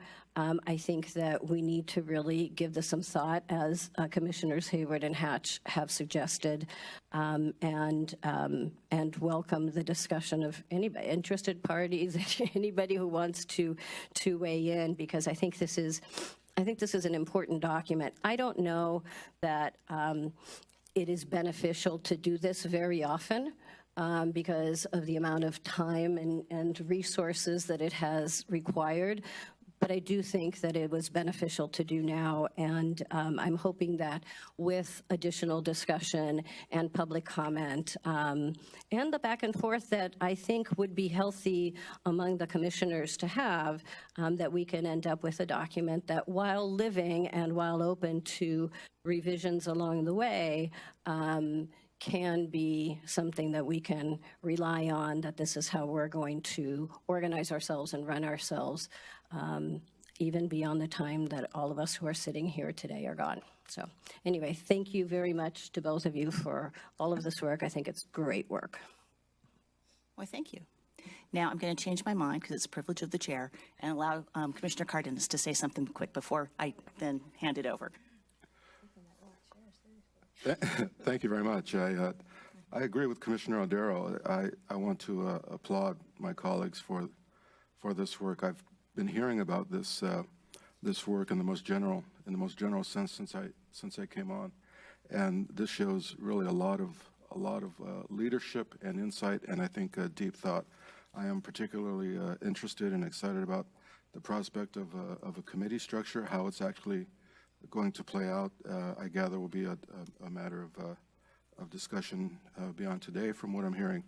But I'm really excited, and I feel indebted to my colleagues for the yeoman's work that must have gone into this document. Now, I do gather that we're not going to be voting on it today, and I was wondering about that because this morning I found out about a letter from the governor's office, and so I was wondering procedurally, what are we doing?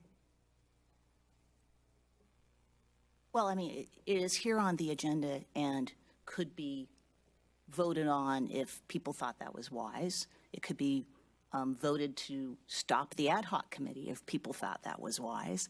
I have the feeling that there's something in between where the wisdom is being channeled, which is to, now that it's here and it's been public all of 10 days. I mean, where are these long, memos? I'm joking. I want to give it a month. And I want to see all of those smart people out there who have important things to say about our governance. Write us. Call me. I'm in the book. And tell us what we got wrong. Or, and hopefully constructive criticism is how whatever we did wrong could be done in a better way. That's especially welcome. And I don't think we need, we've already got interested persons lineups for, a couple of things. And I don't think we need something like that because I think a lot of the work is draftsmanship. And I think that's probably done as well in writing as anything. So I guess, we have now I'm talking. Didn't you guys your turn. But to answer your question, I see this as step one, and now we need to do step two. And now, our legal division. Mr. Fazer. Thank you, Madam Chair of the committee. I like that. Brian Lau and I will talk on behalf of this agency's staff. We have some questions, actually many questions and concerns, but preliminarily it does depend on where we're going forward on this and the staff's input on the governance principles or the proposed governance principles. Specifically with respect to the scope and depth of the conversation that we want to, if we want to roll up our sleeves and get specific with some of these things, we are ready to do that today. The question is that something that we want to do now? I don't know. Is that up to me? Well, no, I would like to hear sort of from where you are, and if it turns out that this is more than what we can. Okay, let me just hit the primary. Hit the big parts. We'll hit the big parts because you could really get into the nitty gritty of this thing. But primarily, the first issue would be delegation of authority, and I'm going to read the statute, which is unique in the state of California, I believe, but it's very limiting. And this is actually stated on page 2 of the memo as well. But I'm going to read the actual language of Government Code Section 83108. The Commission may delegate authority to the chairman or the executive director to act in the name of the Commission between meetings of the Commission. So if you see, that's a very limiting statute. The day-to-day operations foresees or requires, I suppose, the executive director and the chair to have delegated authority and for the larger body to act only during meetings. Although, as has been stated many times here, the larger body has the large responsibility over the act and its implementation and everything related to it, the day-to-day operations require authority delegated to those two people only between meetings. I'm just laying the foundation here for the discussion. Excuse me, you're not. Correct. That is indicating correct. we're required to delegate, only that we are empowered to delegate to those individuals. That's correct. That's correct, Commissioner. Now I'm sort of just laying the foundation here.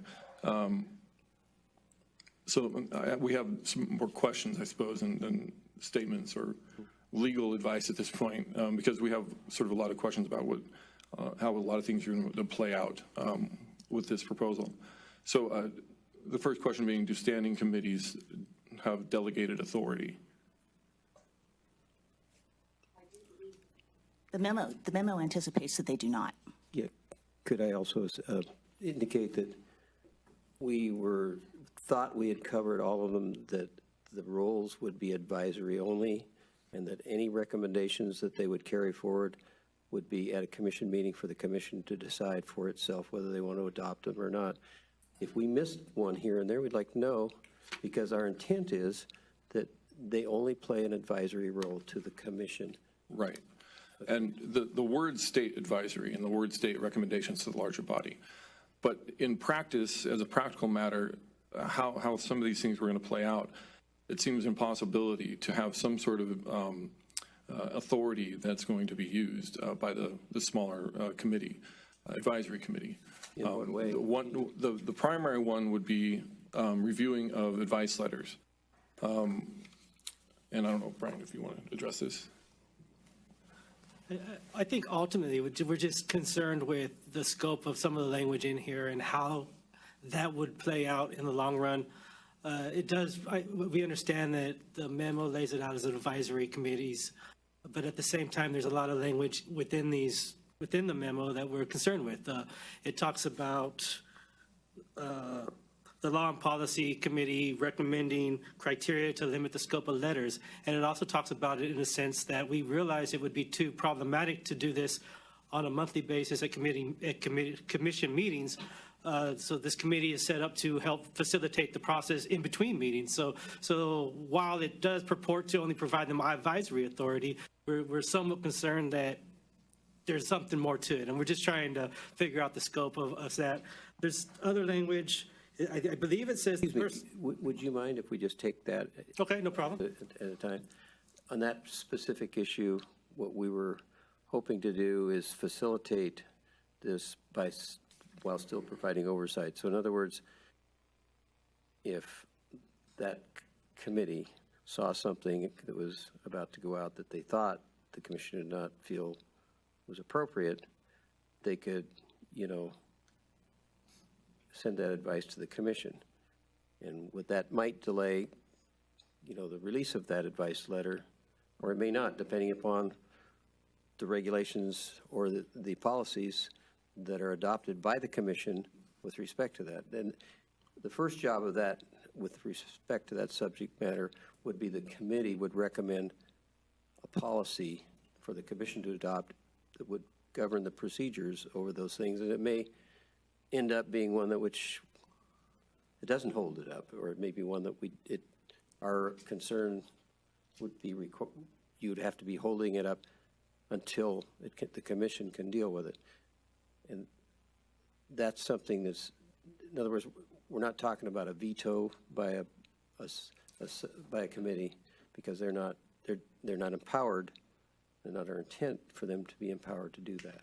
But one of the concerns is that in itself, delaying a letter back to the requester, is delegation of authority. It's actually using the authority of the larger body.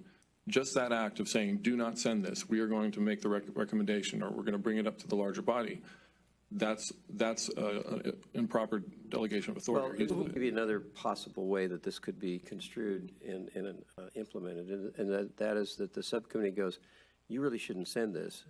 And while we're just advising you that because only the commission can tell you not to send it, but then you take that into consideration.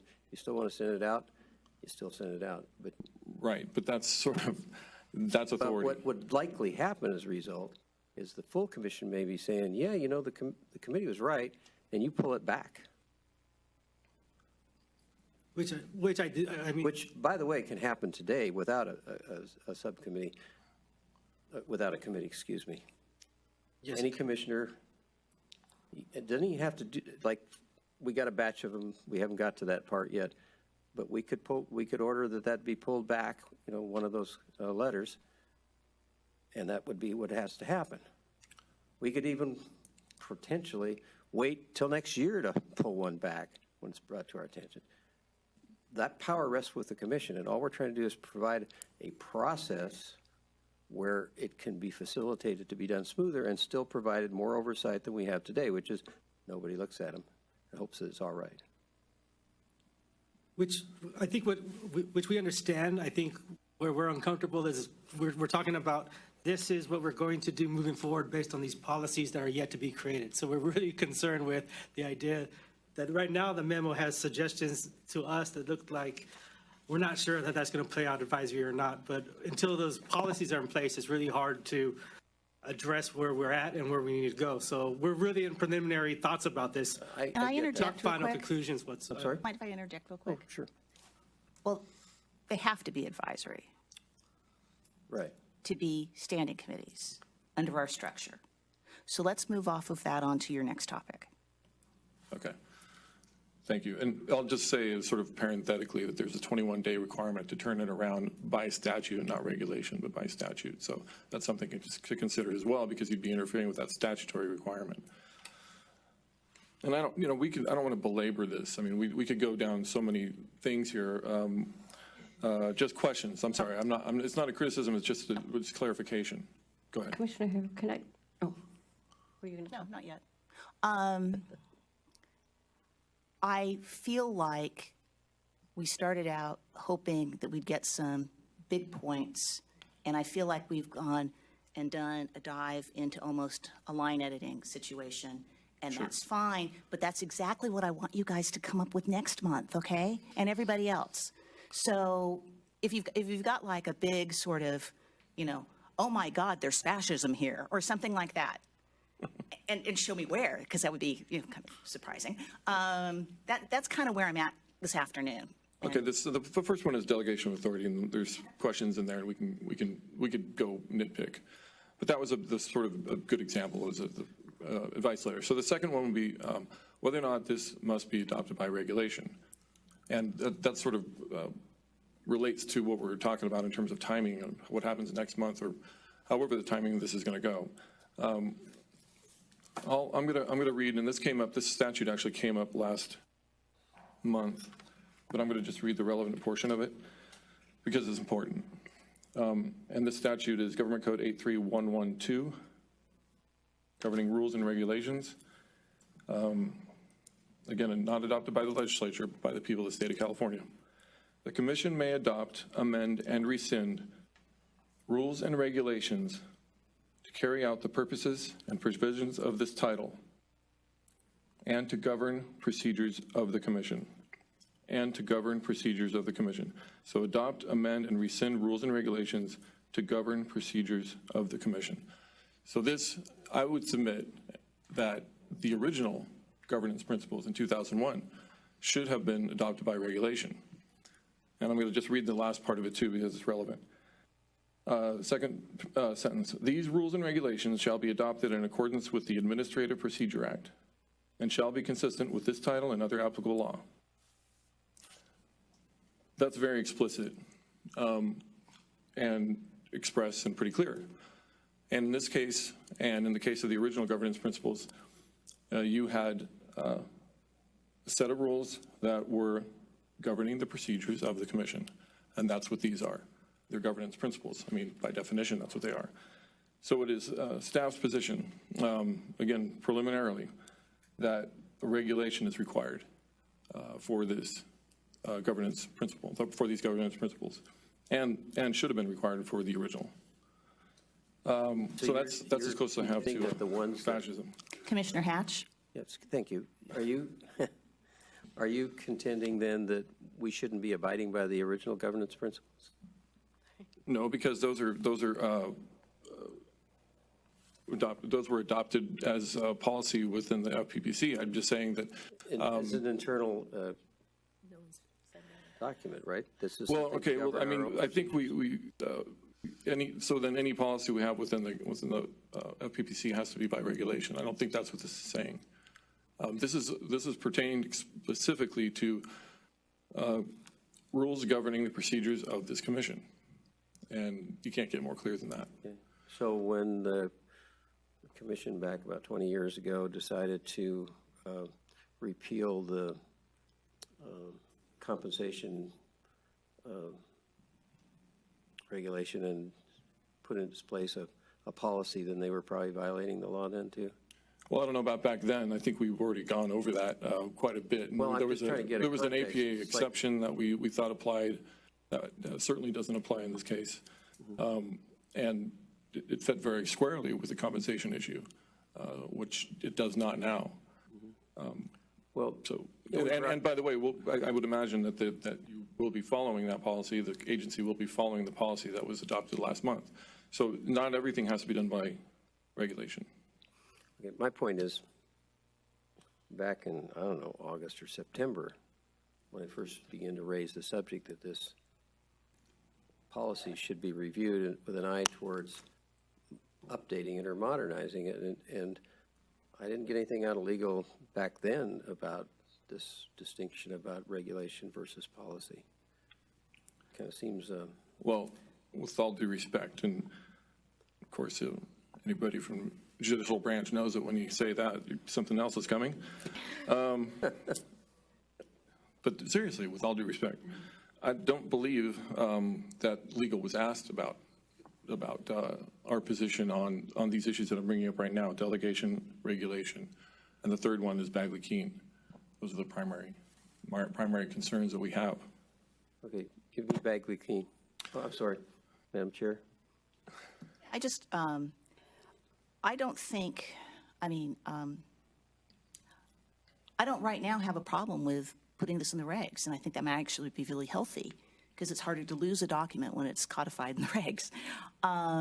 So I think part of your, step 2 memo to me and Brian and the rest of the world should be sort of, as a matter of regulation, what is a required calendar to get it done? So just. Okay. While we're on that, can I just mention next meeting, because we've gone past, I think we continued the current meeting to a week, and by my calculations, we would have to have something to you by April 9th. So I would request, and of course we have the regulation issue as well. So for legal staff to have our input, we would request at least till May to further consider this in brief. Wait, are you saying that's the posting date? What's the, because, it is a very. The posting short date, turnaround. sorry. Posting date's 18 days away, so especially if you wanted to get something to anyone before the posting date. That's the posting date, is 18 days away. Okay, so we need something posted for the agenda. But I think public comment, criticisms from legal could be, Could flow from could come in after that, can't they? As long as the item itself and people have an understanding of what the scope is that we're debating. Just say something real quick. Sure, Commissioner Ardera. You have the research. You're looking at it. Correct. So what more do you want? Oh, it's going to take more time. But you have the research. Well, I could give you what I have. It's a couple pages, but there's more time that's needed to do what we need to do. There's just from an attorney standpoint, we want to give you legal advice, just on that level. Well, but as sort of a, I think if I'm anticipating what you're going to say about Bagley-Keene, that may be the one where I feel like we could do some Scrivener work and make things better.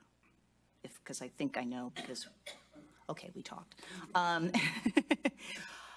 The regulation or no regulation, I think is fairly straightforward, and if nobody has a problem with it going to a reg, I think that's healthier.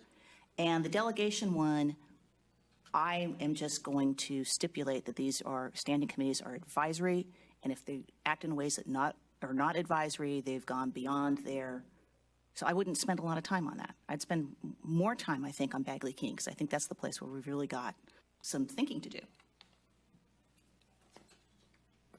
I don't know what Commissioner Hatch thinks. No, I'm waiting to hear about the Bagley-Keene. Okay. Give me Bagley-Keene, you said, right? Yeah. All right, here we go. So page 17, paragraph 7, A7.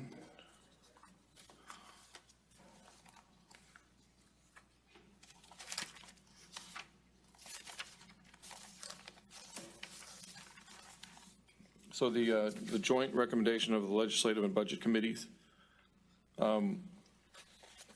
just on its face, that's a sort of Bagley-Keene pitfall where you could have 4 commissioners involved, and then you could even take it to the extreme where those 4 commissioners have to, how do they get it on the agenda? Well, of course, that they have to share that with the chair. So you have all 5 commissioners involved in something that's going to the commission between meetings. So that's a problem. So you do realize number 7 is a charge of the commission, not the committee. Maybe I'm referring to the memo. You got it in the right place. On page 7, the top of the page almost is the commission and A, and then 1, 2, 3, 4, 5, 6, 7, 8. Number 7 is the one you pointed out. It's a body of it because And within that, it's saying, after hearing from both of those committees, if I can paraphrase, then the commission takes a position on legislation, not somebody else. it's in the body of the memo. Page 7. Well, Page the body of the memo is 17. not what we ultimately have to live by. It's the statement of governance principles. That's page. It's what he's referring to as page 17, which is the government principles, and it's just that our initial read is that it does require some sort of joint recommendation, so those are just the kind of Bagley-Keene pitfalls that we're looking at. So your advice on that would be to have them independently make their recommendations to the commission? I think they could not, I mean, I think we just need to clarify that they could not work together They can't prior to collaborate. the actual recommendation Right. to the, I mean, we just need to clarify. Okay. And that's a good catch. Thank There's you. just line by, like you said, I didn't want to get into the line by line. Okay, I get that. Yeah, we can fix that. I think the other Bagley-Keene issue that we have is 4 standing committees where 2 commissioners are going to be on each of 2. So all overlapping issues could potentially just be a Bagley-Keene violation. So we're looking at ways to try to figure out how you would have 2 commissioners on 2 different committees that could not, I mean, you're going to get into serial meeting problems if those committees work on any kind of overlapping issues.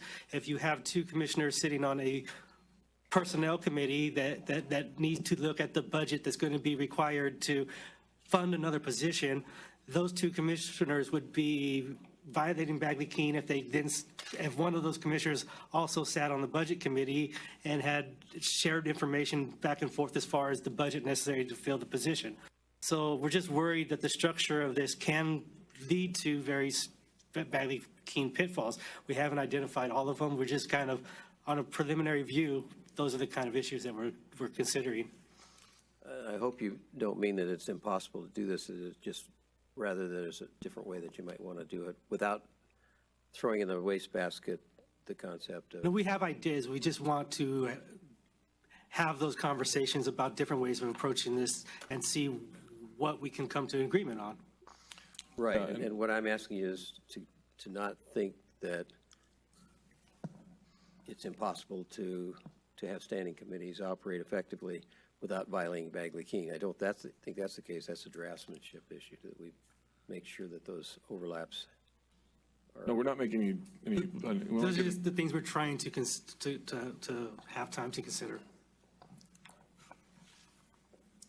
Well, then, I think, oh, I'm sorry, Commissioner Ardero. No, that's fine. I agree with everything, and I think it's great that you're catching these things. I would only urge you, as you are reviewing this, to try to find a way to help us make it work, not to throw impediments at it. Throwing impediments is super simple. We can all do it. We could probably do it ourselves to this. When I give legal advice, my job as a lawyer is, to inform people of where the pitfalls are and where the risks, et cetera, but it's also to try to help them achieve their goals. And so I am not implying that this is what you were going to do. Certainly, maybe it's because we are limiting this discussion to, what are your 3 points that you're concerned about, and that's fine. But I really would encourage you to try to get creative, and I don't mean violate Bagley-Keene, but I mean really try to help us do something, not just throw things in our way. Absolutely. And, the primary things, there's two primary things. One's legal. We want to make sure we're following the law. Two, is this the practical day-to-day operation of this agency? And to work with the commission to make sure that the governance principles are going to make it as efficient as possible, not foreclosing any ideas. And there has to be a dialogue, and it dovetails perfectly into a suggestion that we had, that the ad hoc committee consult with one person from Enforcement Division, Legal Division, and Administration Division, and just have one person from each of those divisions be in contact with the committee, and that dialogue could happen, and not only as legal advice, but also from the practical discussion of the day-to-day operations, so that the ideas can be, we could provide our input to make sure that the agency runs smoothly under the new system. We just hope that you keep it. We just hope that you keep it in the spirit of how we can get to yes, and still preserve and protect, the Bagley-Keene Act and all other potential impediments. There are more than one ways to get to Rome, and we're just trying to find the best route. Right, and I think that if this is something you'd like to do, that I think that would facilitate that. Well, I can't speak for my chair, but we could probably conference call with them. We're getting pretty good at that. We've gotten pretty good at this. So yeah, I think I'll work with Aaron to talk to everybody and who wants to be the representative, and we'll set up some calls. Awesome. Just because my pen is not directly connected to my head. Chair Remke, would you like to say something? Restate those three primary areas: delegation, regulation, and Bagley-Keene. Thank you. Thank you. My apologies, Chair. No, that's fine. I have not yet recognized the chair. That's okay. Hello, Chair. Would you like to say something? Sure. No, I would just say that I also appreciate and support the commissioner's desire to be more involved in the oversight of the agency. And there are, I think, numerous practical ways that could be achieved, including using committees. But I agree with some of the concerns that have been raised about this particular proposal that I definitely think needs work to address those concerns. I have additional concerns. I'm not going to belabor those right now. But I do think we all want this to succeed, to be something that will be out there and followed and know. And I think with such fundamental changes, because this is dramatic changes to the way the agency is structured, that it definitely needs to happen through regulation, which would provide a transparent process, who's been talked to, who's saying what, and then again, I think it would hopefully instill more trust in the process as well. So I'm glad to hear that it sounds like you're open to the regulatory. Yeah, I'm open to a regulation. I guess what is concerning me right now is, so tomorrow, do we have a statement of governance principles that governs us right now? I think it's the one from 2001. I don't think it takes a motion to make that happen, but I do feel like with the practical sort of there but not there-ness of the existing statement, that something needs to be said publicly, and we need to have at least maybe some affirmation today that there's something in place. Well, I know that there have been repeated comments about how it is not followed, and I know there's a serious concern regarding the budget that I think Erin can probably address now or later through her report issue. But I think generally it is the structure that we look to for guidance at the very least. This, again, is moving away from what I would call was guidance to detailed process. And that's what we don't have now. But I think we have been following the guidance of the governance principles. Any other commissioner comments before we go to the public? Yes. I am completely unclear. This is so opaque to me right now. A second ago, you said that in 2001, these were not properly promulgated, adopted, whatever, right? Because they should have been regulations, and it wasn't, and this isn't a regulation, and so, okay, so what do we have? Well, you had a policy that was adopted, and, you know, it's my legal opinion, I think staff shares this opinion, that Government Code 83112 required a regulation. It's been ongoing since 2001. These rules have been followed. This policy has been followed, and there has been a delegation of authority by the commission. And, I mean, you know, what is the alternative? Well, mean, I just want to this know is what we have. I think what you have is a policy. We have a policy. Correct. So it's okay to do a policy in this way. But you're also saying, no, it's not. So if it's not okay to do this by way of anything other than a regulation, I am assuming, and I think you said it wasn't okay to do it when it was done. So it seems to me we have nothing, or nothing that's enforceable. We have more loose pieces of paper. How about that? Well, I mean, That go in that book that means nothing. It has more merit than that because it was a policy adopted by a commission in 2001. It wasn't a regulation. So why can't we adopt these as a policy, I guess, is what I'm saying. Well, I think the consensus is there's not, you know, a complete document, a final document, that there's further No, I get that. edits and discussion has to. I get that, but place. I thought you had said that once we have whatever the world is going to, or the government, whatever the principles are, that we have to do I feel like we're kind of trying to have it both ways, and I'm trying to understand what your message is. Do we have enforceable rules of governance right now? Not these, but the old ones. Are Yes. they, and what, because they're a policy? They're a policy, and you And know, so we they're- could pass this as a policy. Well, it would probably be challenged, I think, that's the distinction. We have something from 2001 that was adopted and then has been followed to various degrees, but we've never been challenged, number one. Number two, what was adopted in 2001 versus what is being proposed to adopted today is an extreme difference. Again, I do think that the 2001 was broad general principles. This is literally day-to-day procedure and operations, and I think that would be very likely to be challenged as an underground regulation if we adopt it by policy.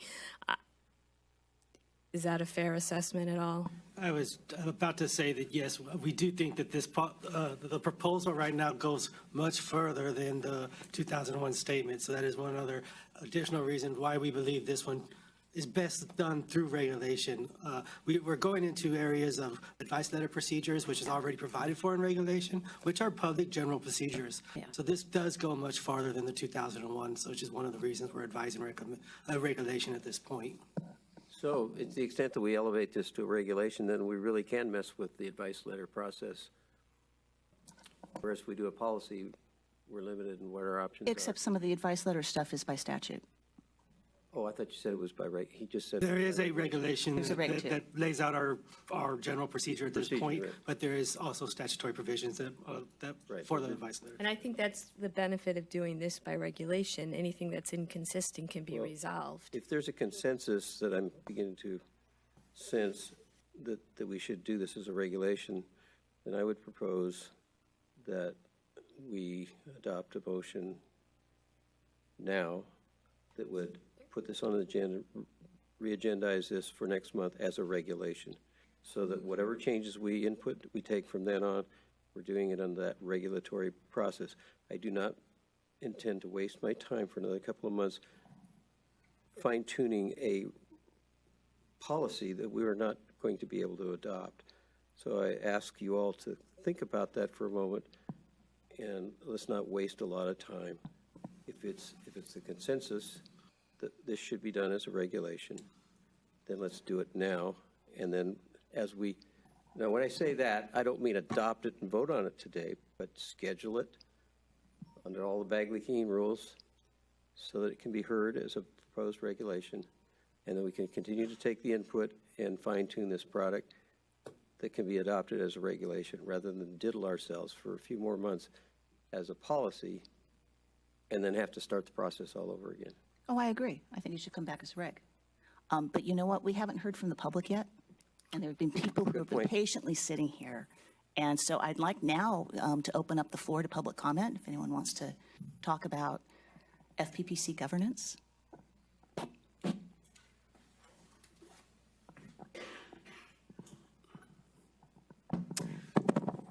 Hello, Trent Lang, President of the California Clean Money Campaign. First of all, I'd really like to thank Commissioner Hayward and Commissioner Hatch for this excellent in-depth memo and study of where practices are currently at, and we think very strong recommendations for policy changes or regulations to go forward in the future.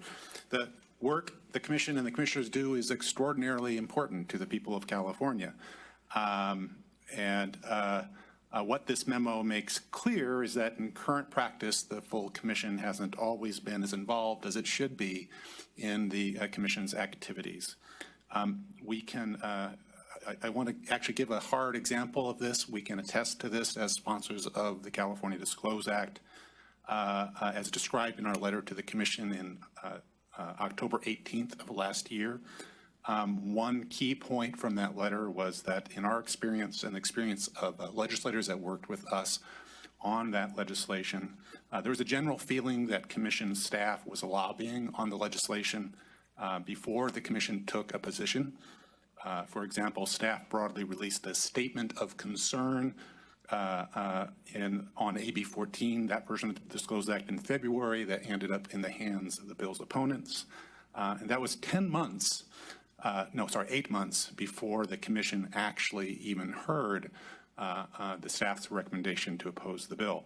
So we thought that was very problematic. We know many legislators who got those letters of concerns thought that was very problematic, that not that the Commission might eventually take a position on legislation, we understand that that's your position, but that the commissioners themselves had not had a chance to weigh in on that.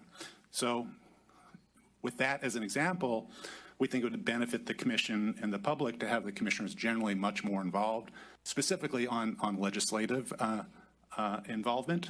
So having standing committees to better integrate the entire Commission in the oversight of the Commission seems like a great idea, especially a legislative committee, to more quickly review and get commissioner input on different staff proposals. We think that would be very important in general for these sorts of things. Having a budget committee, personnel committee, law and policy committees also seem like good ideas to us.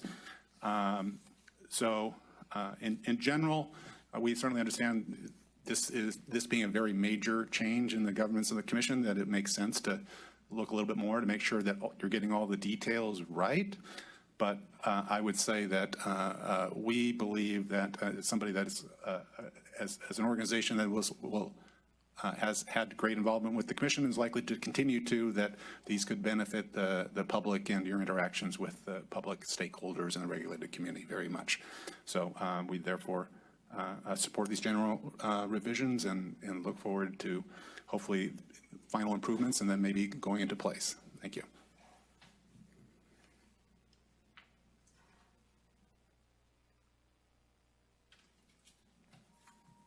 Good afternoon. Peter Lino, not speaking on behalf of the Clean Money Campaign, just hanging around because I heard this was on your agenda. And my background is in education agencies, worked as a school principal, and I just was pleased to hear the discussion and the intention of looking at the possibility of a subcommittee structure as a way of increasing your participation in the day-to-day practices. It seems as though there are places for an appropriate concern for the regulated community members to be involved and have their voices heard. And frankly, you as our commission are my community, and I look forward to your efforts to be more involved in the process. And of course, the staff have their opportunities to be heard and have their voices put forward. And so I'm very pleased to hear of this proposal and have the comfort of knowing that our community, the public interest community, will be able to be more involved as well. So thank you for that.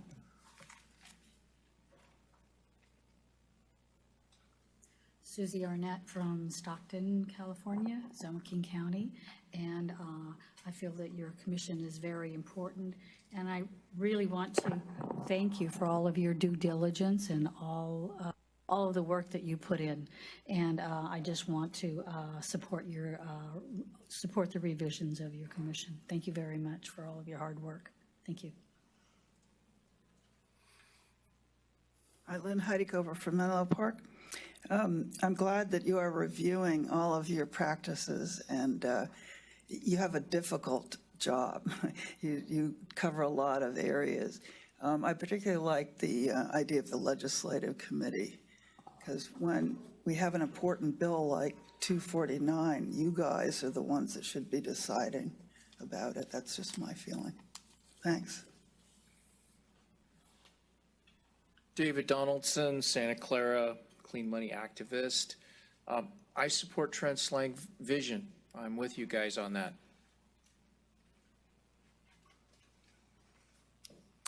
Craig Dunkerley, working with the California Clean Money Campaign. I also serve on the Citizens Advisory Commission on Elections for Santa Clara County.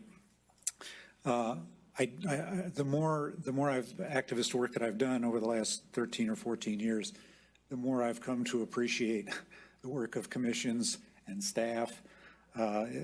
Democracy is a lot of hard work, and it takes a lot of time, and it can be a real head scratcher at times. So I just want to applaud the ad hoc committee's work, also the work of all the commissioners and the staff for being willing to look at this and pursue whatever reasonable revisions to the governing principles you think are appropriate. So hats off.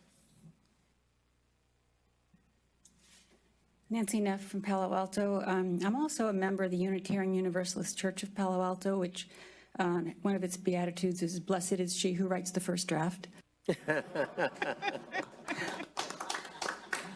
And also, they're talking about changing their name to be something more closer to demonstrate who we are.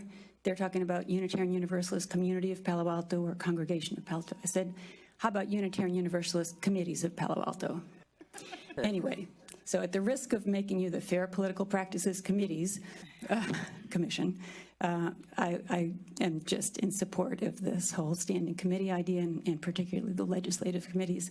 And your work is so important. I mean, our work as, trying to decrease the influence of money in politics, would be meaningless without the implementation. Thanks. Don Curry, Menlo Park. I have to admit that I didn't see the document till this morning, all 22 pages of it, but I was very impressed by all the notes and references. Obviously, a lot of work went into that. Listening to this discussion up here, it's clear that this idea of more closely integration of you folks with the staff and these committees, it will help. So I'm strongly in favor of this notion. Thank you.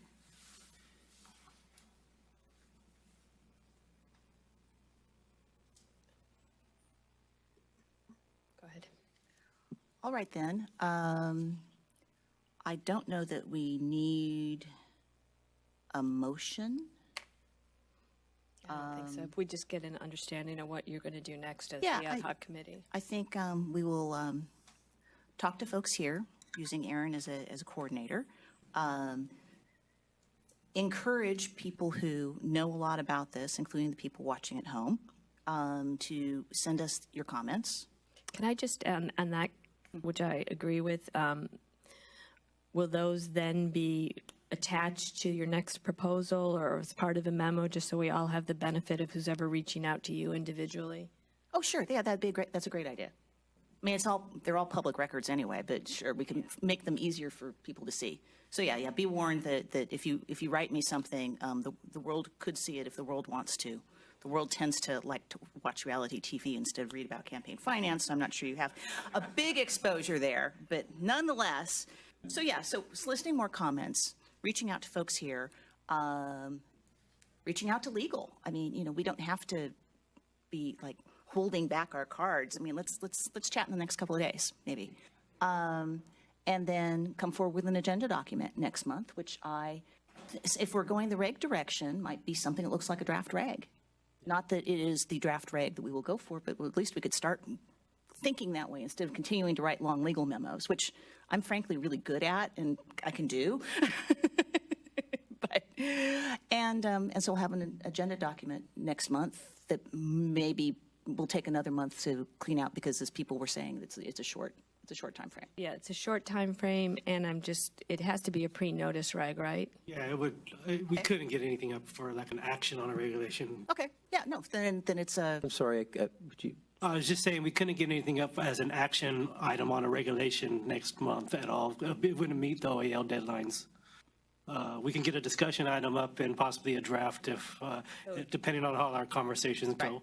Because you've got the 30-day thing to work with. Right. Yeah, understood. The 30, you're talking about the 45-day notice? Is that what you're talking about? Except it's 30. Plus. Oh, 45 for everybody else in the world? Yes. Yeah. 30 for us. Okay. All right, then. I think I can turn the chair back to the chair. Okay, thank you. So thanks for the discussion. So we'll move to item 21. Commissioner Odero, you wanted to talk about the executive director reports.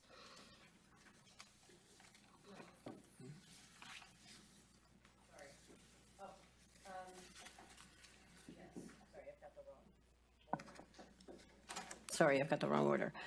I think that this can be tabled for a discussion because it's part of the governance principles. So I think I'm fine taking this one and just tabling it and merging it with your governance principles discussion. Okay, so no action or comment or anything on item 21. We'll table that for now. Item 22. Commissioner Odero. Yes, thank you.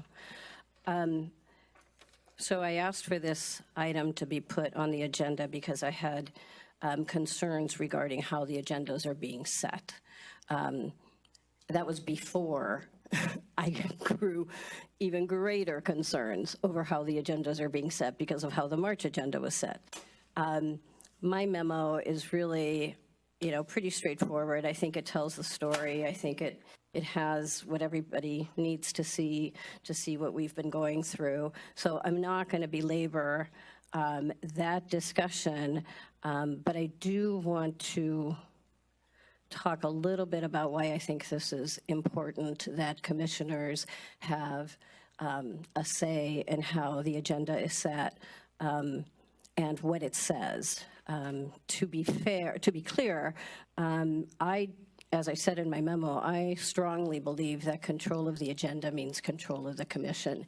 If you don't allow something to go on the agenda, it can't be talked about. If you change how it's supposed to be on the agenda, how it's requested, it changes what we can do. If you take out words of action, it precludes us from taking certain action. So I feel very strongly that we should, as commissioners, participate in the setting of the agenda in two ways. Number one, I think that we should be allowed to have our agenda item say what we wanted to say. I think it's pretty straightforward. In this way, it allows us to set up the discussion that we're going to have and ensure that we get to take the type of action that we want to take. Whether it eventually is taken, whether the vote falls in favor or not is really kind of irrelevant. It's just if we want to vote, we should be able to take a vote. And if we say we want to vote, the word vote should not be taken out of the agenda item. So I will say that I received 2 reasons, well, actually 3 if you count the memo as to why my agenda items couldn't be on the agenda the way that I had read them into the record. One of them is it's too long. So I would just say that, inquisitive as I am, I went and I looked at old agenda items. And I found that there were many, many, many agenda items that were longer than mine. My longest agenda item was 270 words. I found one that had 472 words that was put out under Chair Remke, 395, 347, hundreds of words more than mine. So I figured, it can't be the length. So then I was told, well, it's not neutral enough. So I researched that. Because to me, dictating how the agenda item should be stated is content-based restrictions on speech, and I believe that that's not proper.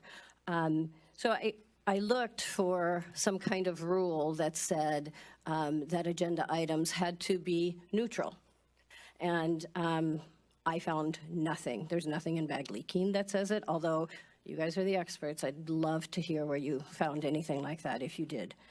Not neutral, not impartial, not unbiased. There's just no rule like that. That was just made up. I thought, well, maybe Mr. Prim, who spoke with us about Bagley-Keene, said something about it. Nope, did a search, never use those words. I thought, well, maybe there's an opinion letter out there. Did a search. Nothing. So there is no requirement of neutrality. That was just made up. Then I heard that there is a standard practice for boards and commissions to have neutral agenda items. Again, I have searched the internet. I have searched far and wide. I've had other people search for me. And I can't find what the standard practice is. I can't find who has stated the standard practice. I've looked in New York. I've looked to see other agencies. I just don't find it. It appears in the memo that I got, that we got, that I have some questions on, and I'll get to that in a second, but I'm just not finding it. So hopefully somebody can enlighten me. But it does start to sound like there is an effort to not let us commissioners say what we want to say. I'm concerned about that because although Bagley-Keene doesn't say anything about neutrality, what it does say is that speech that criticizes the policies, practices, or the state body cannot be limited and cannot be silenced. And there's case law on it. There's plenty of case law. It says it in Bagley-Keene. It says it in the Brown Act. So I can only conclude that the reason for the limitations on my agenda items, and I'll bring in the agenda items also of February, which were written in such a way as to preclude discussion and action. All of that is the preference of one person. And in my judgment, given our oversight obligations, I don't believe that one person's personal preferences should override what any other commissioner wants to put on the agenda. So the language of the agenda item is very disconcerting to me, the way it's being handled, and I think we need to address it. The other thing that I have a concern about is the prioritization of agenda items. Again, I think it leads to control of what the commission does. We saw that a couple of times already in the past year. But as a very simple example was Commissioner Hatch's request to have the governance principles put on a particular agenda, and it took 3 months to get them on there. So I think that we need to address these two things. One, the ability of a commissioner to write his or her own agenda item, and two, the ability of commissioners to work together to prioritize what goes on an agenda, taking the information that staff may have to give us as informative, because we do have to recognize that staff is juggling all sorts of things. Bagley Keene has been used as the shield or the protector of no, you don't get to do that. But, I think I have a very simple solution. We set the agenda for next month at the end of this month's agenda. We take in staff's input as to what they have on their plates. Certainly, we did that with Mr. Fieser saying, hey, if you're going to ask us to do this, keep in mind that we only have 3 weeks, and so adjustments can be made. So, if the only concern that's left is, Bagley Keene, which I don't really agree that Bagley Keene says we can't talk to each other about what agenda item goes first or second. But let's leave that aside and let's just pretend that that's the rule. Then I think that this very simple solution is we do it in public. We set our agendas together collaboratively, cooperatively, together.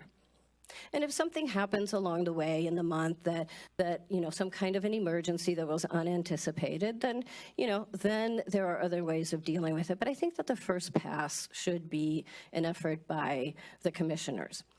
That said, because this is part of the bigger picture of the governance principles, I'm happy to have that second issue, the I can't even say the word, prioritization of a pending agenda item to be discussed as part of that.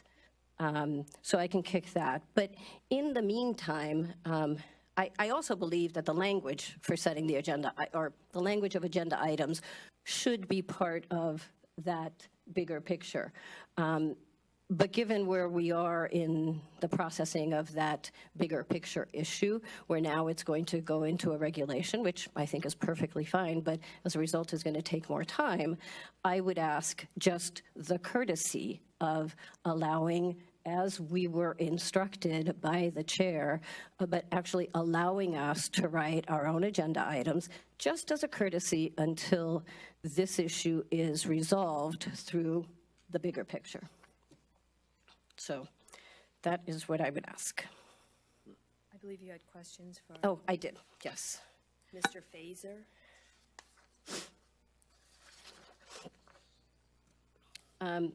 So there's all sorts of wording in here, and there's like all sorts of background stuff, and I'm just wondering how it all fits together. But in page 2, you say that a brief general description of an agenda item need not exceed 20 words. It's the first sentence in number 2. Correct. Is it your position that that sentence sets a ceiling of some kind? No, I think it just sets a parameter. In other words, it's not necessary to have a lengthy description.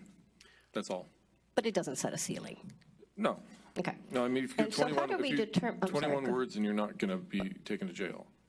Okay, so. Right, that's right. Isn't that a floor? In other words, if you make your agenda item too cryptic and too brief, then you're not serving the public, and that's why the 20-word thing is. Well, actually, there's a case law where 2 words were sufficient.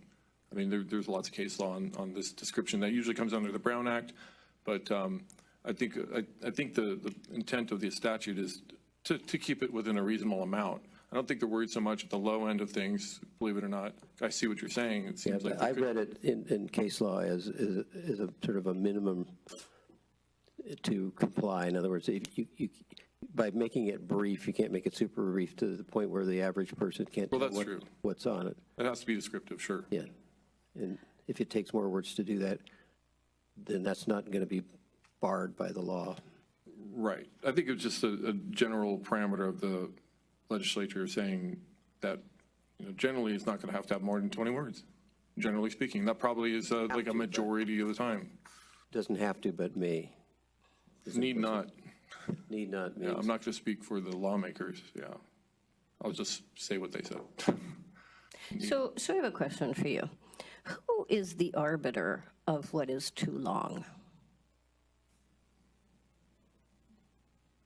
Who determines what's too long? Well, under the current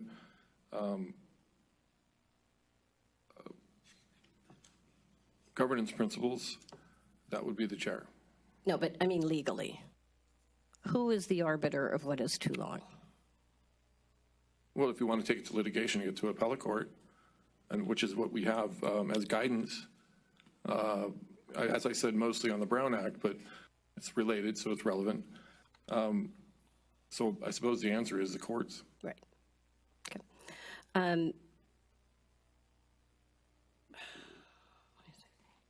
Did you say something? Oh, okay.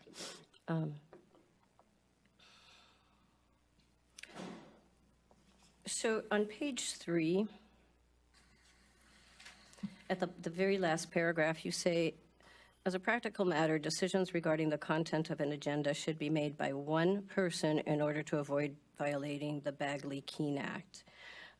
Involving 2 or more commissioners would likely result in communications that violate the Bagley-Keene Act. But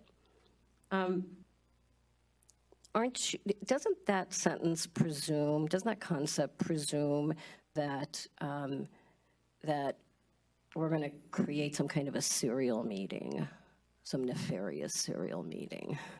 No, it presumes that you'll have an agenda item, and in the course of that agenda item will have substantive information, and therefore you would be, I suppose, deliberating or considering that information. That should be considered in the public at a public meeting. And then if you get another commissioner involved, and then the chair, then you have 3 people. So, but 2 commissioners, the chair is a commissioner, right? Well, that's the other commissioner. That's why when I say 1 commissioner to the chair. Right, so 2 commissioners can have a discussion, right? This sounds like the beginning of a joke. Okay. You're in a bar, right? Exactly. Right, but here it says involving 2 or more commissioners, but actually, maybe more than 2 commissioners might violate Bagley-Keene, but 2 does not. We keep coming back to this. It's like people are very loosey-goosey here, I've seen about how we use language. 2 or more commissioners, 2 commissioners talking together does not violate Bagley-Keene. Do you agree with this? Well, I'm counting the chair. Well, okay, all right. Let me put a point on playing this. games here, If I- but okay. If I could interject for a moment. Yeah. Put a fine point in this. If 1 commissioner tells 2 other commissioners a funny joke, did they violate the Bagley-Keene Act? Well, no, I mean, because this in all seriousness. Well, I assume that the joke would be outside the scope of what the There we agency. go. And, So, that's the question. There we go. And my point is, conferring over whether or not my agenda item is going to get heard, and did you mischaracterize what I believe is the subject matter, is not a Bagley-Keene subject. That's my premise. And you don't have to think about it. You don't have to answer me today, but Well, we're talking about best practices and going back to what Ted Prim told us and just reading everything about. What statute is that? What statute is that? Well, it's what your attorneys need to look at to give you, to ensure that you follow the law. That's all. I mean, we're not going to give you improper information. We're simply your attorneys, and we're giving you advice. That's it. And if we're going to, in abundance of caution, assuming that you would talk about substantive information in the course of an agenda description, then you would certainly be invoking Bagley-Keene and a violation. Sure, you could have, I suppose, innocuous conversation or exchange regarding a description and not even to talk about the description. That's certainly possible. And that wouldn't violate Bagley-Keene. No, assuming that's the case, then that would be fine. But just if we have a policy that we're doing every month and we say it's okay to just do that as a matter of course, well, then you run into traps where, you could start talking about things. Why not just give the council right now that, no, this is a better way to go, one commissioner to another? Or alternatively, why not give us credit, and why not treat us like people who don't know what we're doing? And why not consider the fact that we do get Bagley-Keene, and that we would not go out there and affirmatively create a serial meeting or create a situation that violates Bagley Keene. That's another option too. And I feel like every time you talk about Bagley, not you personally, but the memos that come from your division to try to silence, it assumes the worst. It assumes a level of stupidity, maybe. It assumes that we don't know what we're doing. Why don't you assume that we do? Well, I think it's just an abundance of caution. Once again, I think as legal counsel generally in my practice over the years, that's what you do. I mean, you do assume the worst. And again, if you get yourself comfortable into a situation where you can have two commissioners discuss an agenda item and then it goes to the chair, yeah, it might be, you might have innocuous situations for the first 6 months, and then you forget about the fact that this is actually something formal, and that you're supposed to keep it on point outside of any content of the item. Let me move on to another sentence that I have a question about. At the top of page 4, you say, involving any commissioners other than the chair in decisions regarding meeting agendas would be inefficient and a misallocation of agency resources. Can you tell me what you mean by misallocation of agency resources?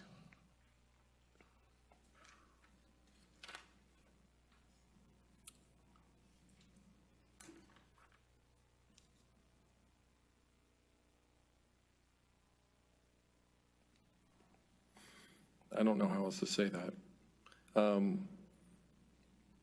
But what resources are being misallocated? Let me ask Well, this is what I guess suppose maybe another way of putting this is ultimately somebody has to make a decision. You can't have multiple people making a decision on the agenda. At some point, it has to come down to who's going to do it. What one person is going to set the agenda, and the current governance principles which have no value, right? Because we've already determined they should have been a regulation, and they aren't.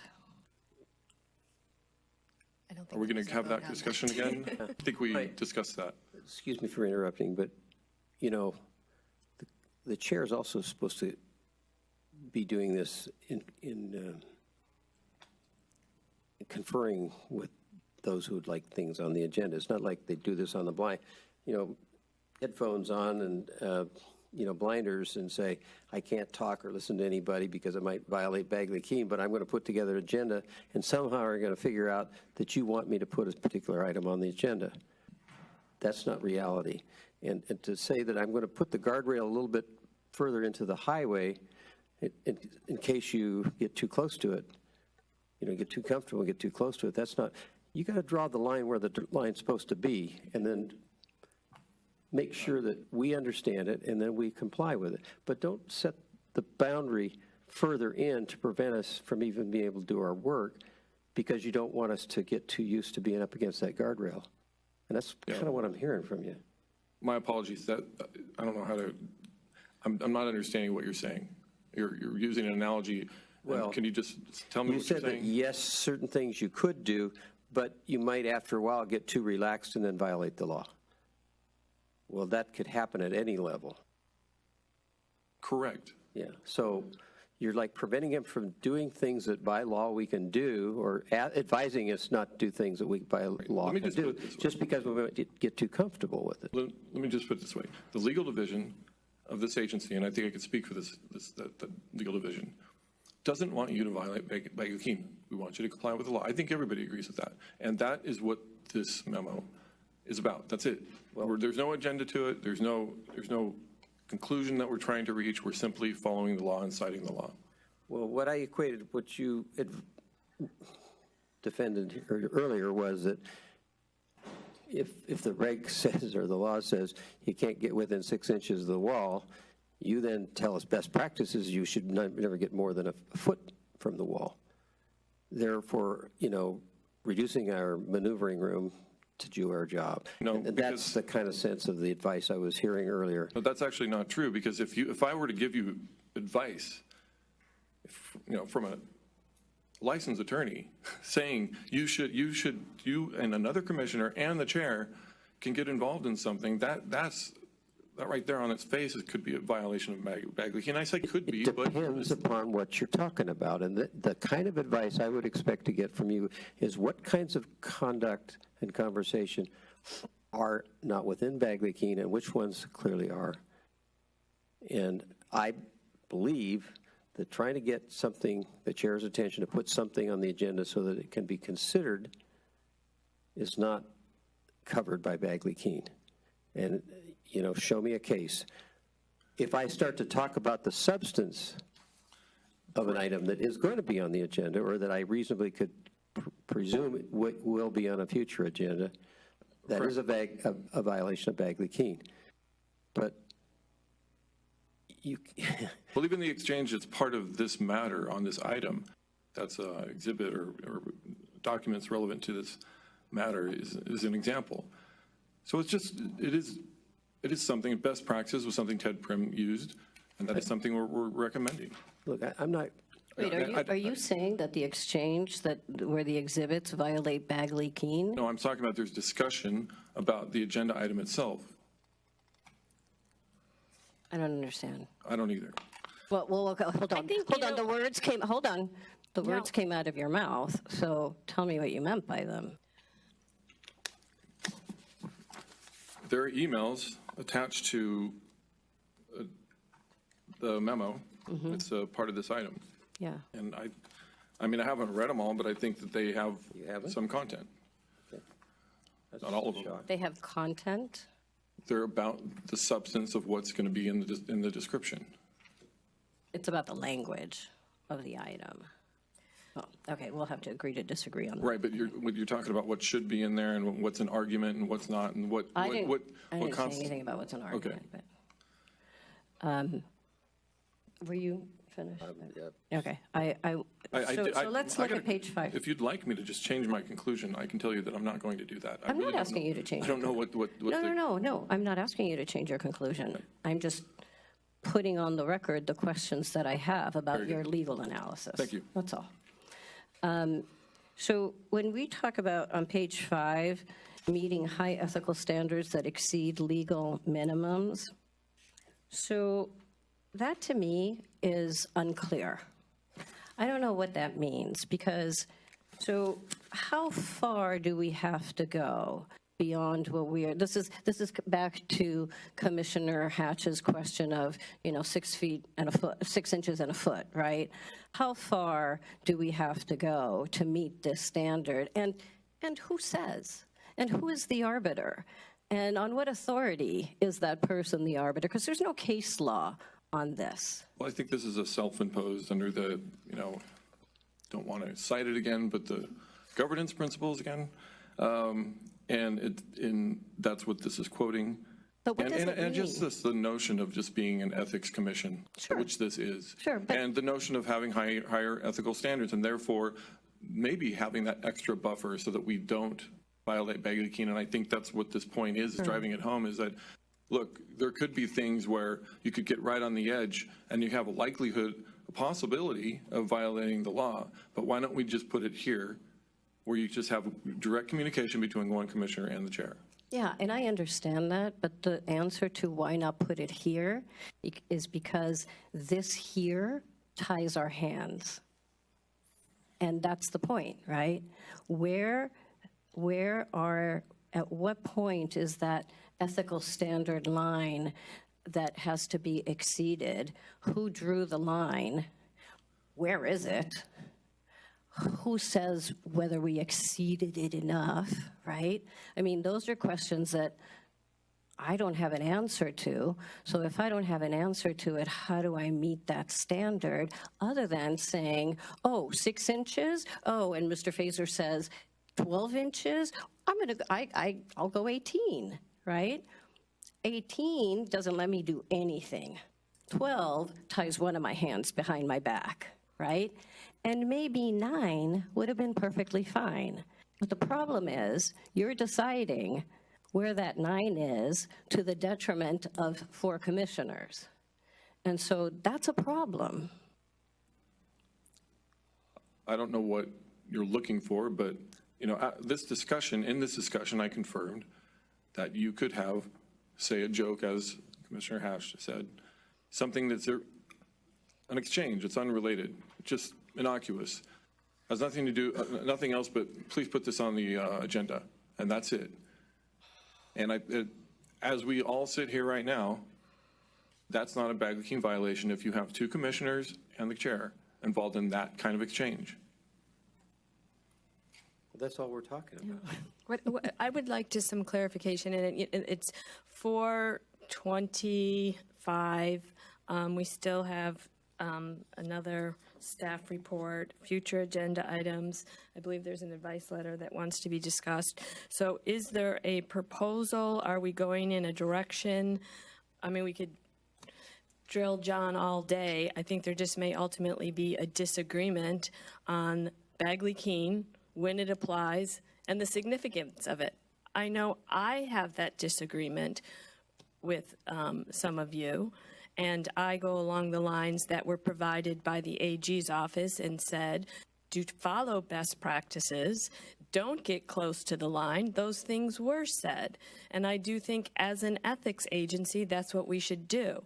Now, I know there's a high level of frustration from you to directly me, as is illustrated in your emails you chose to attach to the agenda item.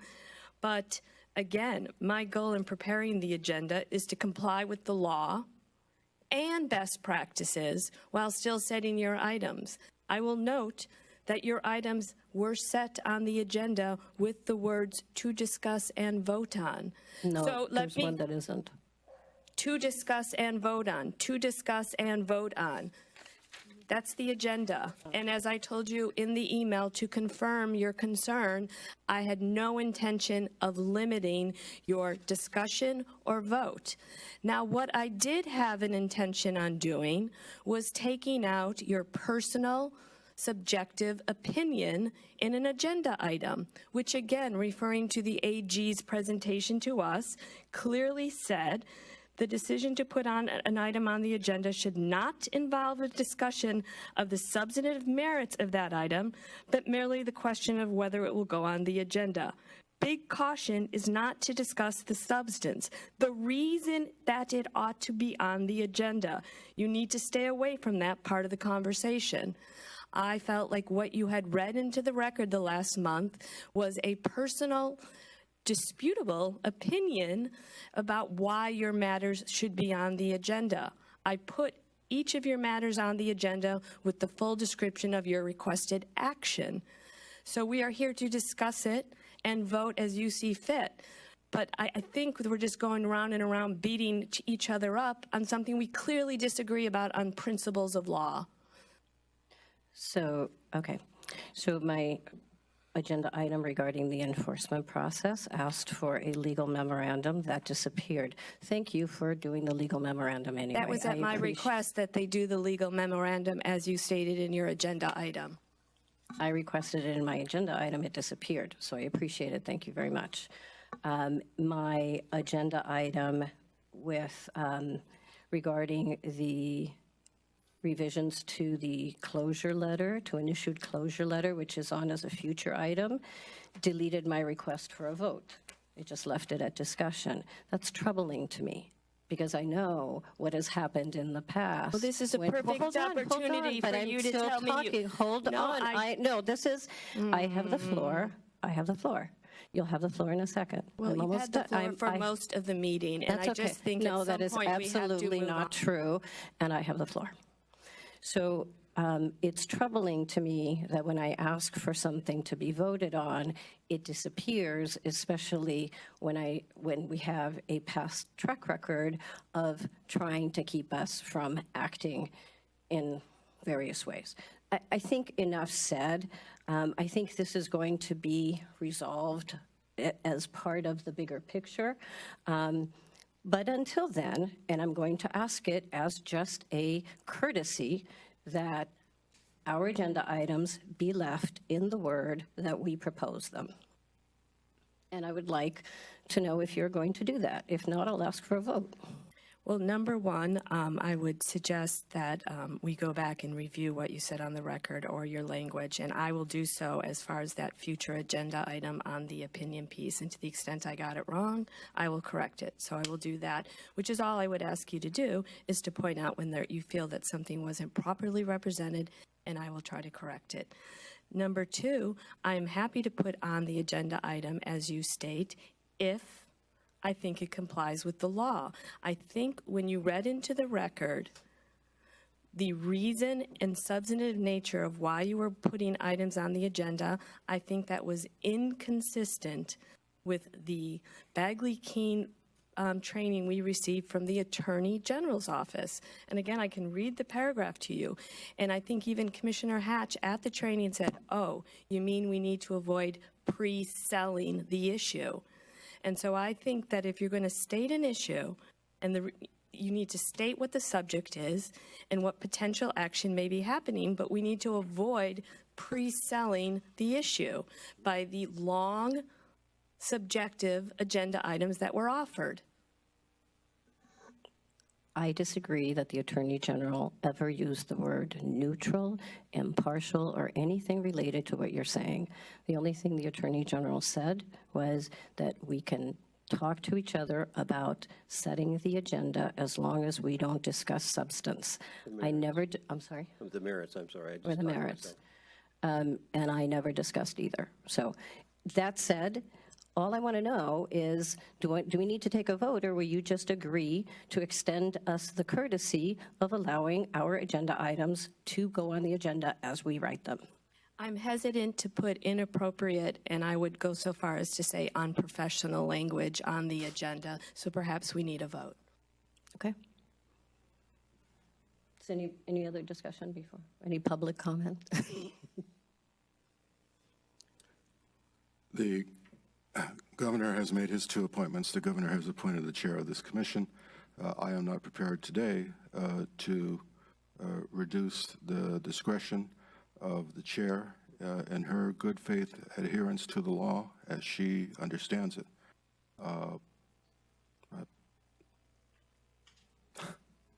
I really just think we all just need to chill out and give the chair an opportunity to hear our concerns about the way that we think that she's handled agendizing things. And if you think it requires a vote, I'm not going to take away that discretion of the chair. I wouldn't if it were you under the same circumstances. I'm sorry, I would not, even if you were the chair and the behavior was the same. Imperfect, it sure seems that way. But to take away her discretion, I think she's an accomplished attorney. She's the appointee of the governor, and if I thought it rose to the level of gross malfeasance, that'd be another matter. But I don't think that she has done anything that rises to that level. Would I have done it differently? I might have, but I'm not convinced that she is not operating in good faith.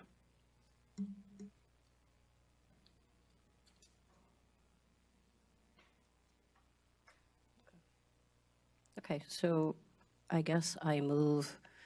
Can I move? Can I make a motion? Please make a motion.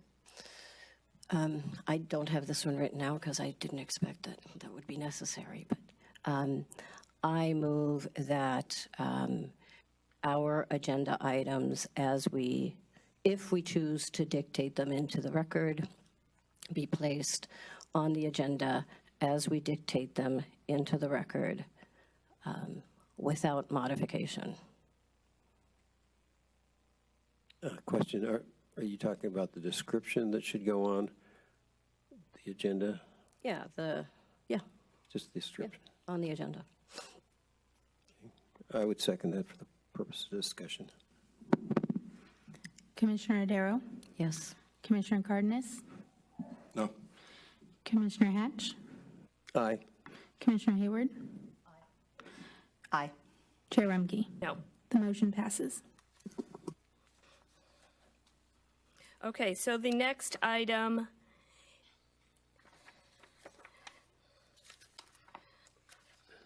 the item 23, the executive staff reports.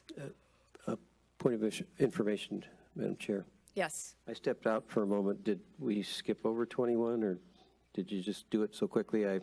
Commissioner O'Darrow put it over. Oh, okay, thank you. I made it part of. Yeah, I was out of the room, so I didn't. Thank you. Questions or comments from the commissioners regarding the staff report? Do you want to start with the advice letter issue? Yes, thank you, Madam Chair. There were copies made, so I hope people had the opportunity to look at them, though I know it's been a long day, of the request for advice and our response that we gave to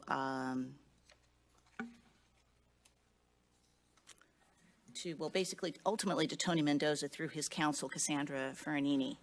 And I would like to, and this is where I need a little procedural help.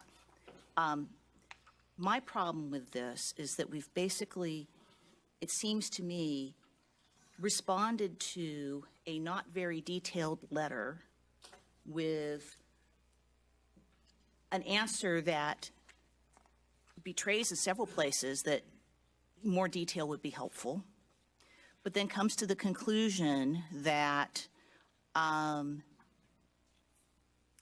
the senator can use his campaign money or can raise a legal defense fund in order to defend himself in a claim for damages that arises ultimately from accusations of sexual harassment. Now, the proximate issue is his, I guess, firing of the staff member who filed a complaint about the fact that he was making an intern uncomfortable, I think was what this one is all about.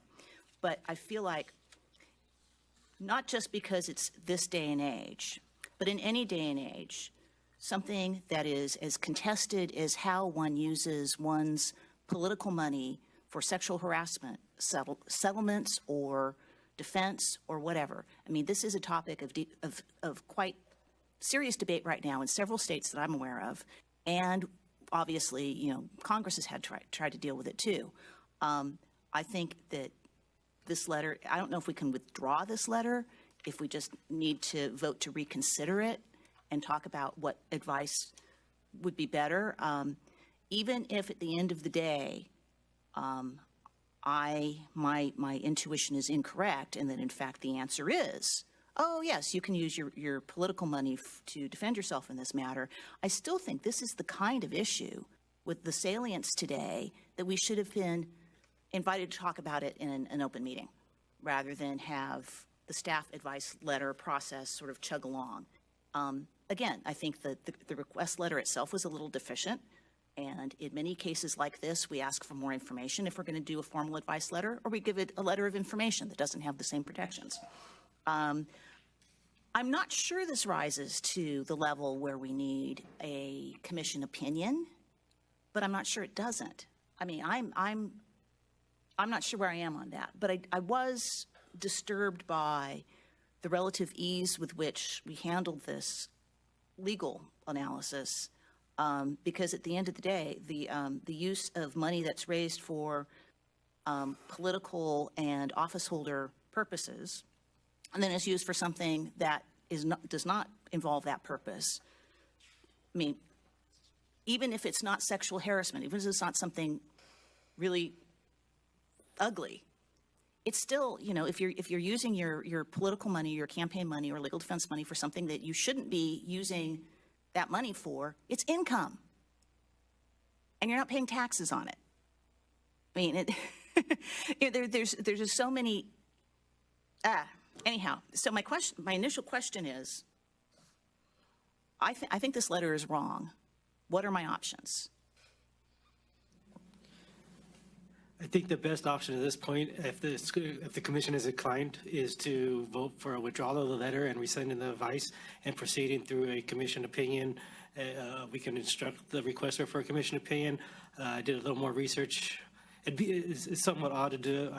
I can't say this has ever been done before, so it's a little bit odd to do a commission opinion if the requester doesn't ask for one at this point. So I think the commission would be best served by voting to withdraw if that's how they're inclined, and we would supersede the letter and then inform the requester that they have the option of seeking an opinion, and that they should no longer rely on the advice that's been issued. We have superseded advice. Superseded advice letters is something that we do.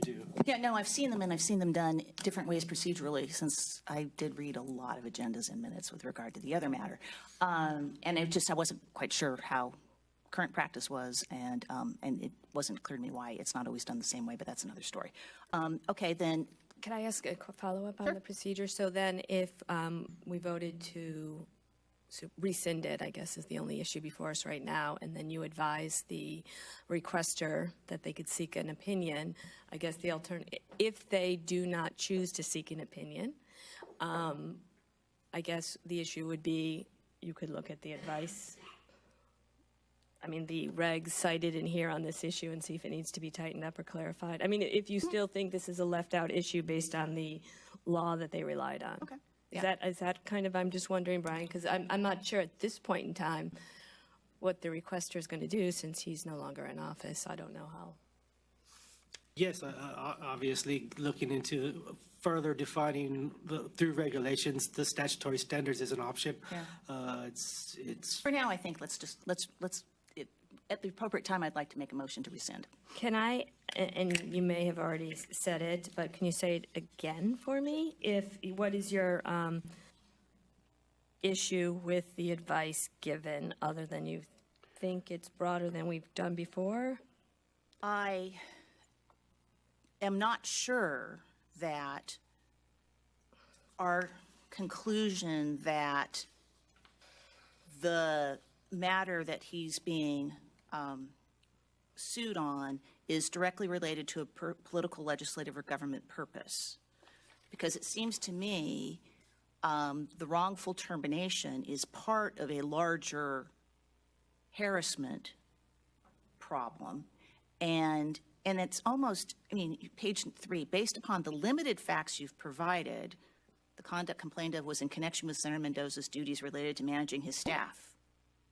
Well, I'm not sure I agree, but I also, but even sort of the question before that is, well, if we feel like the facts, the limited facts are limited, I've seen instances where we go back to somebody and say, you know, you're going to need to tell us more for us to be able to give you advice that we think would shield you from prosecution. Do you understand this staff member was not the one who was accused him of sexual harassment, just so we're clear? Yeah, why not? Okay. Okay, Brian, you were going to say something? Commissioner Hatch? Yes, I had a question, Brian. I was searching for the word. I was thinking rescind, but you had said withdrawal. Is that correct? We typically would, I guess we would do a superseded letter. We would issue it. I guess we wouldn't, withdrawals are, we call them withdrawals when we withdraw them initially. So I guess I spoke incorrectly calling it a withdrawal. We probably wouldn't label it a withdrawal. We would just issue a letter stating that we were superseding the previous advice. With what? We would just indicate that they should no longer rely on the advice provided, and that we wouldn't provide an alternative answer at this point. But give them the option for an opinion. But giving them the option for an opinion. Yeah, I wouldn't want to foreclose on his individual decision as whether or not to do that, but I want to be sure we had the wording right. Is it withdrawal or some other word? We were saying we're taking back our opinion, right, or our advice, I should say. I don't recall a time we've ever done this by action of the commission, so the exact procedure isn't really laid out. We do withdrawal letters that we label withdraw. We also do A letters where we do the same letter. Withdrawal is to say we're taking back what we gave you, and we generally withdraw a letter when we don't issue advice. So I think this could be very appropriately labeled as a withdrawal letter superseding the prior letter. Okay, fine. And then I have a follow-up, slightly different. When we were considering the regulation change over how much money one state elected official could give to another's legal defense fund. One of the other commissioners here asked the question about whether, in light of all the sexual harassment stuff, whether or not they could spend that kind of money on defending themselves in a sexual harassment lawsuit. And one of the three of you assured that that would not be the case. And this is way too close to the edge. You know, that seems to go just the opposite.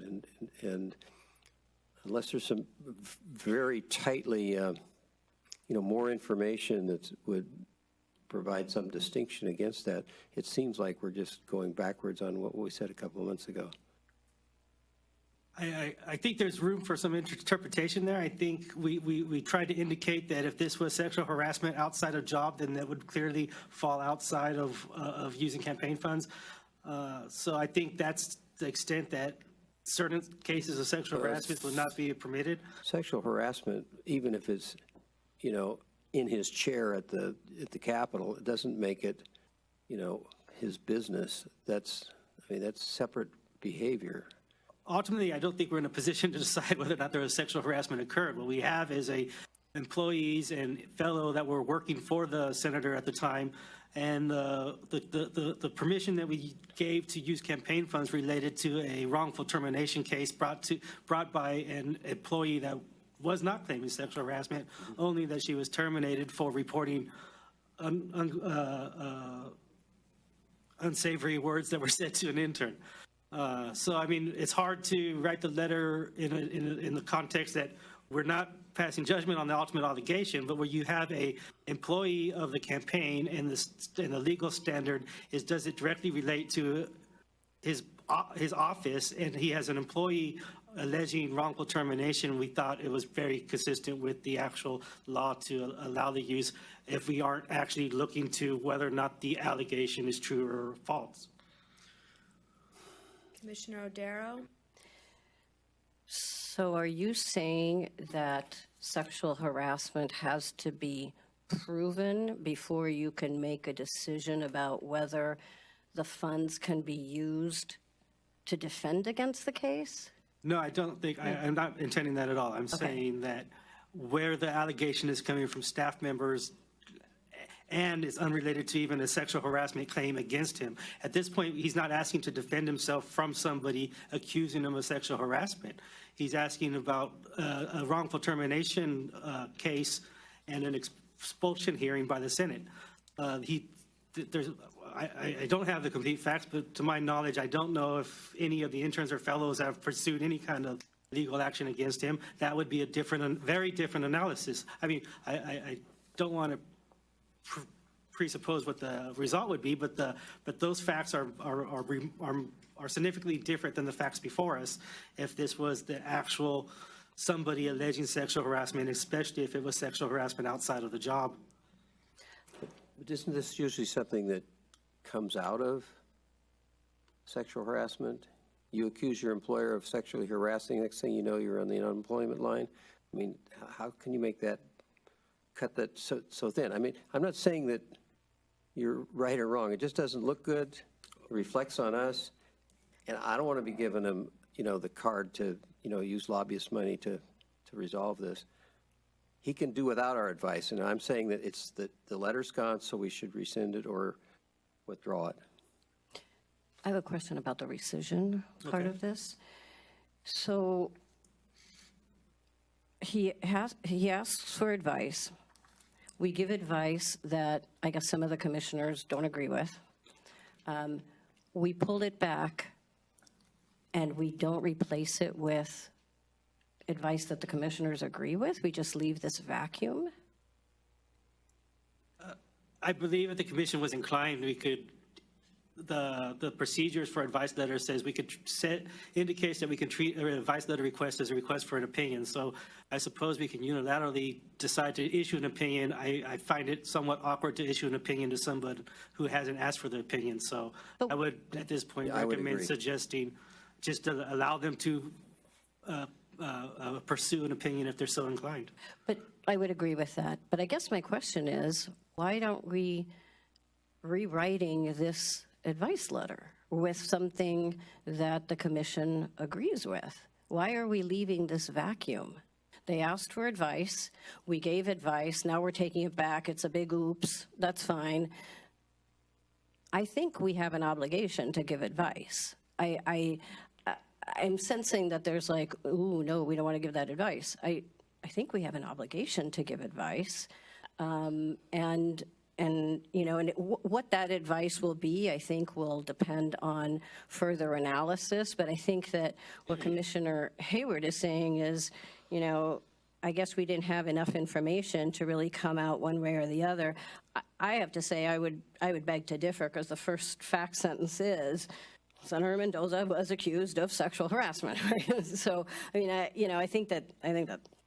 But that's neither here nor there, because I think that this is going to require more analysis. Also, I would tell you, as an employment lawyer, that, you can verify this if you would like, but I'm pretty sure that sexual harassment by a supervisor isn't excused just because it doesn't happen in the Capitol, right? A supervisor is a supervisor 24/7 anywhere he is, and he or she. The idea behind that is that you can't step outside your office and feel like you're okay harassing someone. You're stepping outside to do something that you're not allowed to do inside. Yeah, I think the law is pretty clear on that. But again, I think that this is something that's going to be fleshed out if we decide that we are going to give different advice. I just don't think that leaving a vacuum after somebody has asked for advice is the appropriate thing to do. I think the issue, and that's why it's to offer them an opinion, because as the regulations are now, it's legal department gives advice. The commission can review it and reject it and rescind, withdraw, whatever. But then I think the issue is, does the commission vote to rewrite advice letters? And I don't see any authority on that at all. I think the idea is we write it as an opinion if that is the desired outcome for the requester. I would just say that's typically what's been done. Yeah. But so, I don't think it's a vacuum, because we're rescinding. If we rescind this, we give the requester the option to get advice and an opinion. Excuse me, yes. But why would the person do that, right? If we're rescinding this, it's because we're going to say something that this person is not going to want to hear. Why would that person codify it, or not codify it, but why would the person ask for it to be done in a more formal means, right? I just don't think that's going to happen. And I think that withdrawing our advice is, and without replacing it with correct advice, or, depending on your point of view, is an easy way to protect this person. Protect this person. First, there's several reasons we don't even have to give advice, and this might fall into one of those at this point if there's a disagreement as to the law or it's unsettled. And that would get us to the opinion drafting phase, where that would be more of a settled law question. I'm not sure we're leaving anyone hanging. This was requested by his attorneys who can give him advice. I just don't want to get, and I don't think until we address the question, which has definitely been raised, about the advice letter process as part of the governance principles, and until we look at the reg and think about changing it, I don't think the avenue there is for the commission to rewrite advice letters or tell legal how to write it. I think the issue is, do you agree or disagree? And if you have problems, we can raise it, and if others agree, we can rescind it. The requester could be notified, and it can be put into an opinion or further pursued via regulation. I just don't know the avenue of going back, rewriting advice letters is open to us. I have a question about that procedure. Is there something that says we can't? Not expressly, but it does say that advice letters are not an opinion of the commission. So, the regulation looks to me as if advice letters come from staff, opinions come from the commission.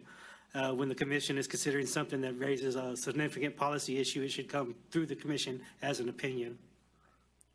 So we can ask, if I could, Commissioner Hatch? thank you. We could take a vote to withdraw, and that would require you then to send a letter saying, we've withdrawn it, and here's your options. Right. Okay?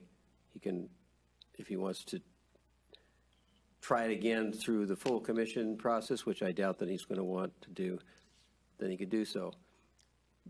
By our simple action of that puts him in a position where he dare not spend any legal defense money on something that we've withdrawn our advice on because he's likely to end up in an enforcement action over that.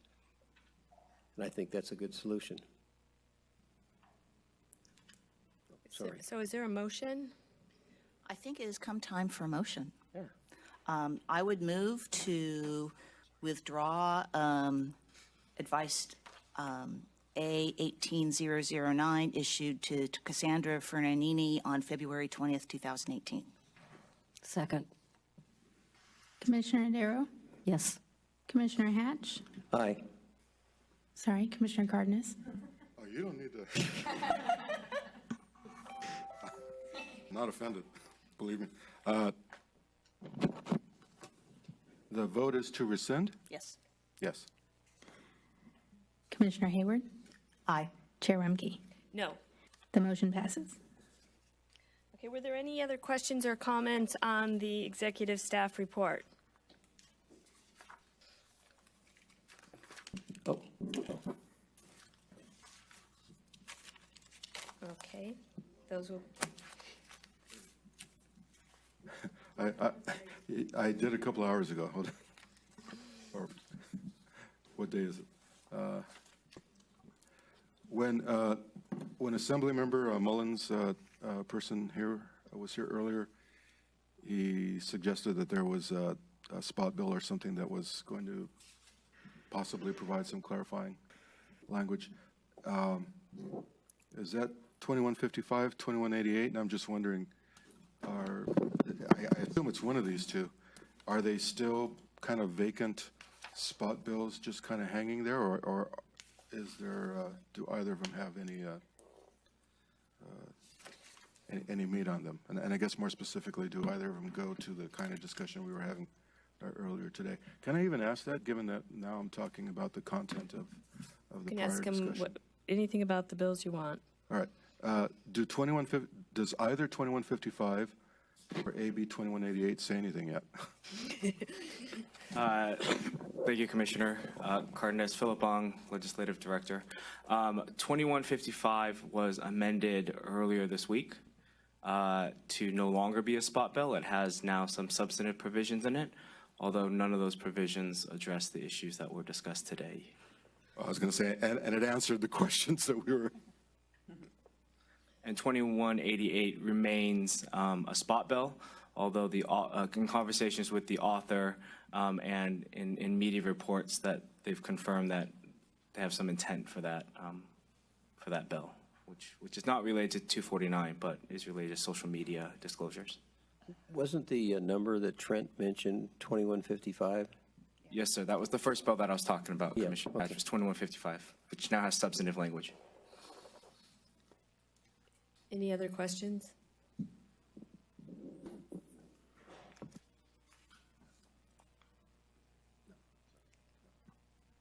Okay, the staff reports will be submitted.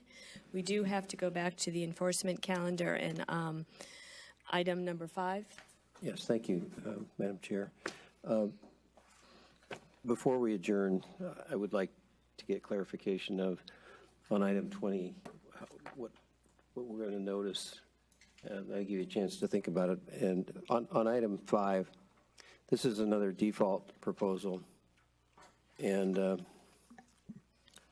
I would like Galena to kind of educate me as to how far you've extended yourself and whether you think that there's a possibility you might be able to bring this to a good outcome if we roll this over. Galena West, Chief of Enforcement. I don't have a lot of hope for this one. This one has been around for a while because she ran in 2013 and 2015 and is currently sitting city council member and has promised to come up to date on filings and disclosures. And even as January, we were going to put this on February, we pushed it over in order to work with her and still have seen no results. So you sort of, unlike some of the others, you've been able to pull the rabbit out of the hat. When we give you another month, you don't think that that's going to happen here? Usually the rabbit out of the hat is the disclosure from it being publicized on the agenda. So we hear something like this morning or yesterday, which we did not in this case. Okay. And there's the added concern, she's still a current city council member. That's but the end of my sentence was, and she's, we don't have a, what do you call it, statute of limitations. We've already met the. Right. We've already gone through all of the administrative process up to this point, and the statute of limitations was told with the filing of the PC report. Right. Okay. So we're not in danger. We could send another threatening letter. Sure. If I gave you another month. I believe she's even been served at city council meetings. Really? So. Okay. Well, you've answered my questions. Thank you. I'm inclined to move that we put it over one more month with an effort to kind of give her a scary, I should say, an appropriate effort to bring her to justice on this issue. I may not be in agreement here, but that's would be my motion.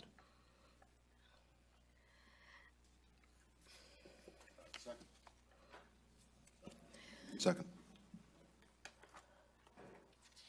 Could take the roll?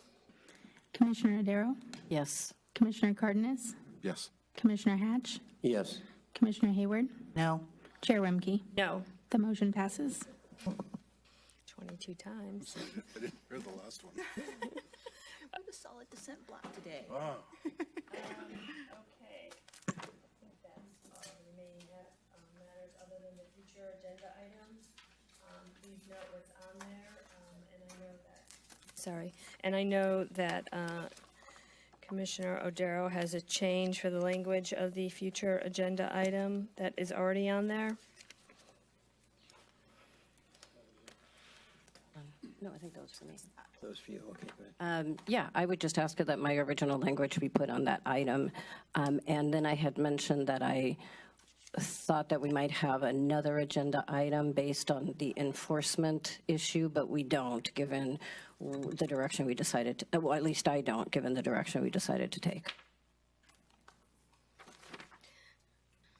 Okay, anybody else want to add anything? Madam Chair, I just want a clarification as to how we're going to proceed with item 20. Yours, ad hoc. He wants to know The what ad the hoc. proposal was and how you anticipate proceeding. Oh, Because we have short window. right. I thought that I'd already closed my notebook, and now obviously my brain too. I thought that next month's agenda item, informed by all the wonderful feedback we're going to get, would be something that has a cover memo that talks about the feedback we got, looks, a draft that looks like a reg. I think I can still do that. I used to do it a lot. And any backup that seems like people want to see it. I mean, I'll let people know what kind of feedback we get, and you all can say, oh, I'd really like to see that, or, I don't really need to see that. And we can take another crack at it. I mean, I think that moves the needle in the right direction, because it gets people talking specifically about regulatory language instead of this more sort of high-end philosophical stuff. Right, I guess, just to be clear, though, it takes 30-day notice, which we're really past. Yeah, no, this will be like a pre-notice, I think. Isn't that your understanding? I thought you said that, and I thought that sounded right. Yes, it would be a pre-notice kind of discussion. And what, an information only on this, on what? No, you'd have so to we can move talk about it forward. at the next meeting. So sort of two things at once. We need to pre-notice that we're going to have a reg thing in May, but a separate notice that says we're going to invite comment on the substance of what we had today, sort of a parallel. Well, I think they can be the same item. item. I mean, it's an agenda item that has a reg attached to it that has the benefit of the people who felt like they needed extra time to tell us things. Pre-noticed regs can be debated. And in fact, if next month we all get here and it's like, oh my gosh, this is the worst idea we've ever had, we don't have to move forward on it, right? I may be a little bit hard-headed, but maybe, what do you call, a little bit soft-headed here this hour of the day, but I didn't want to get in a situation where, yeah, we're on notice for a reg for May, but we can't talk about it in April, and No. can't take the input. I don't want that to happen. No, that's not how it goes. Okay, all right. I'm in your arms. Commissioner Cardenas, did you have one final thing? Having had a lot of time to think over the last period of time, I just want to say on the record, I regret profoundly my mischaracterization of comments made by Brother Commissioner Hatch. I apologize to you personally. You're an outstanding public servant. That's clear to me. And I already consider you a friend, and I hope that we still be notwithstanding my impertinence today. I let my guard down, and hyperbole got the better of me, and I'm not proud of that. And I just want you to know how highly I hold you in esteem, and I regret profoundly any offense. If I may, Madam Chair, Commissioner Hatch? I thank you very much for that. It's no small thing to do. And I also appreciate the personal comments that you made to me in the hall. Spirits sometimes get a little hot, and I was hot, and that kind of set me off, and I apologize to the extent that I was discourteous to you. It comes out of the passion of what I believe in and what I'm trying to get done here. And again, I thank you very much. Okay, if there's nothing else, we'll adjourn.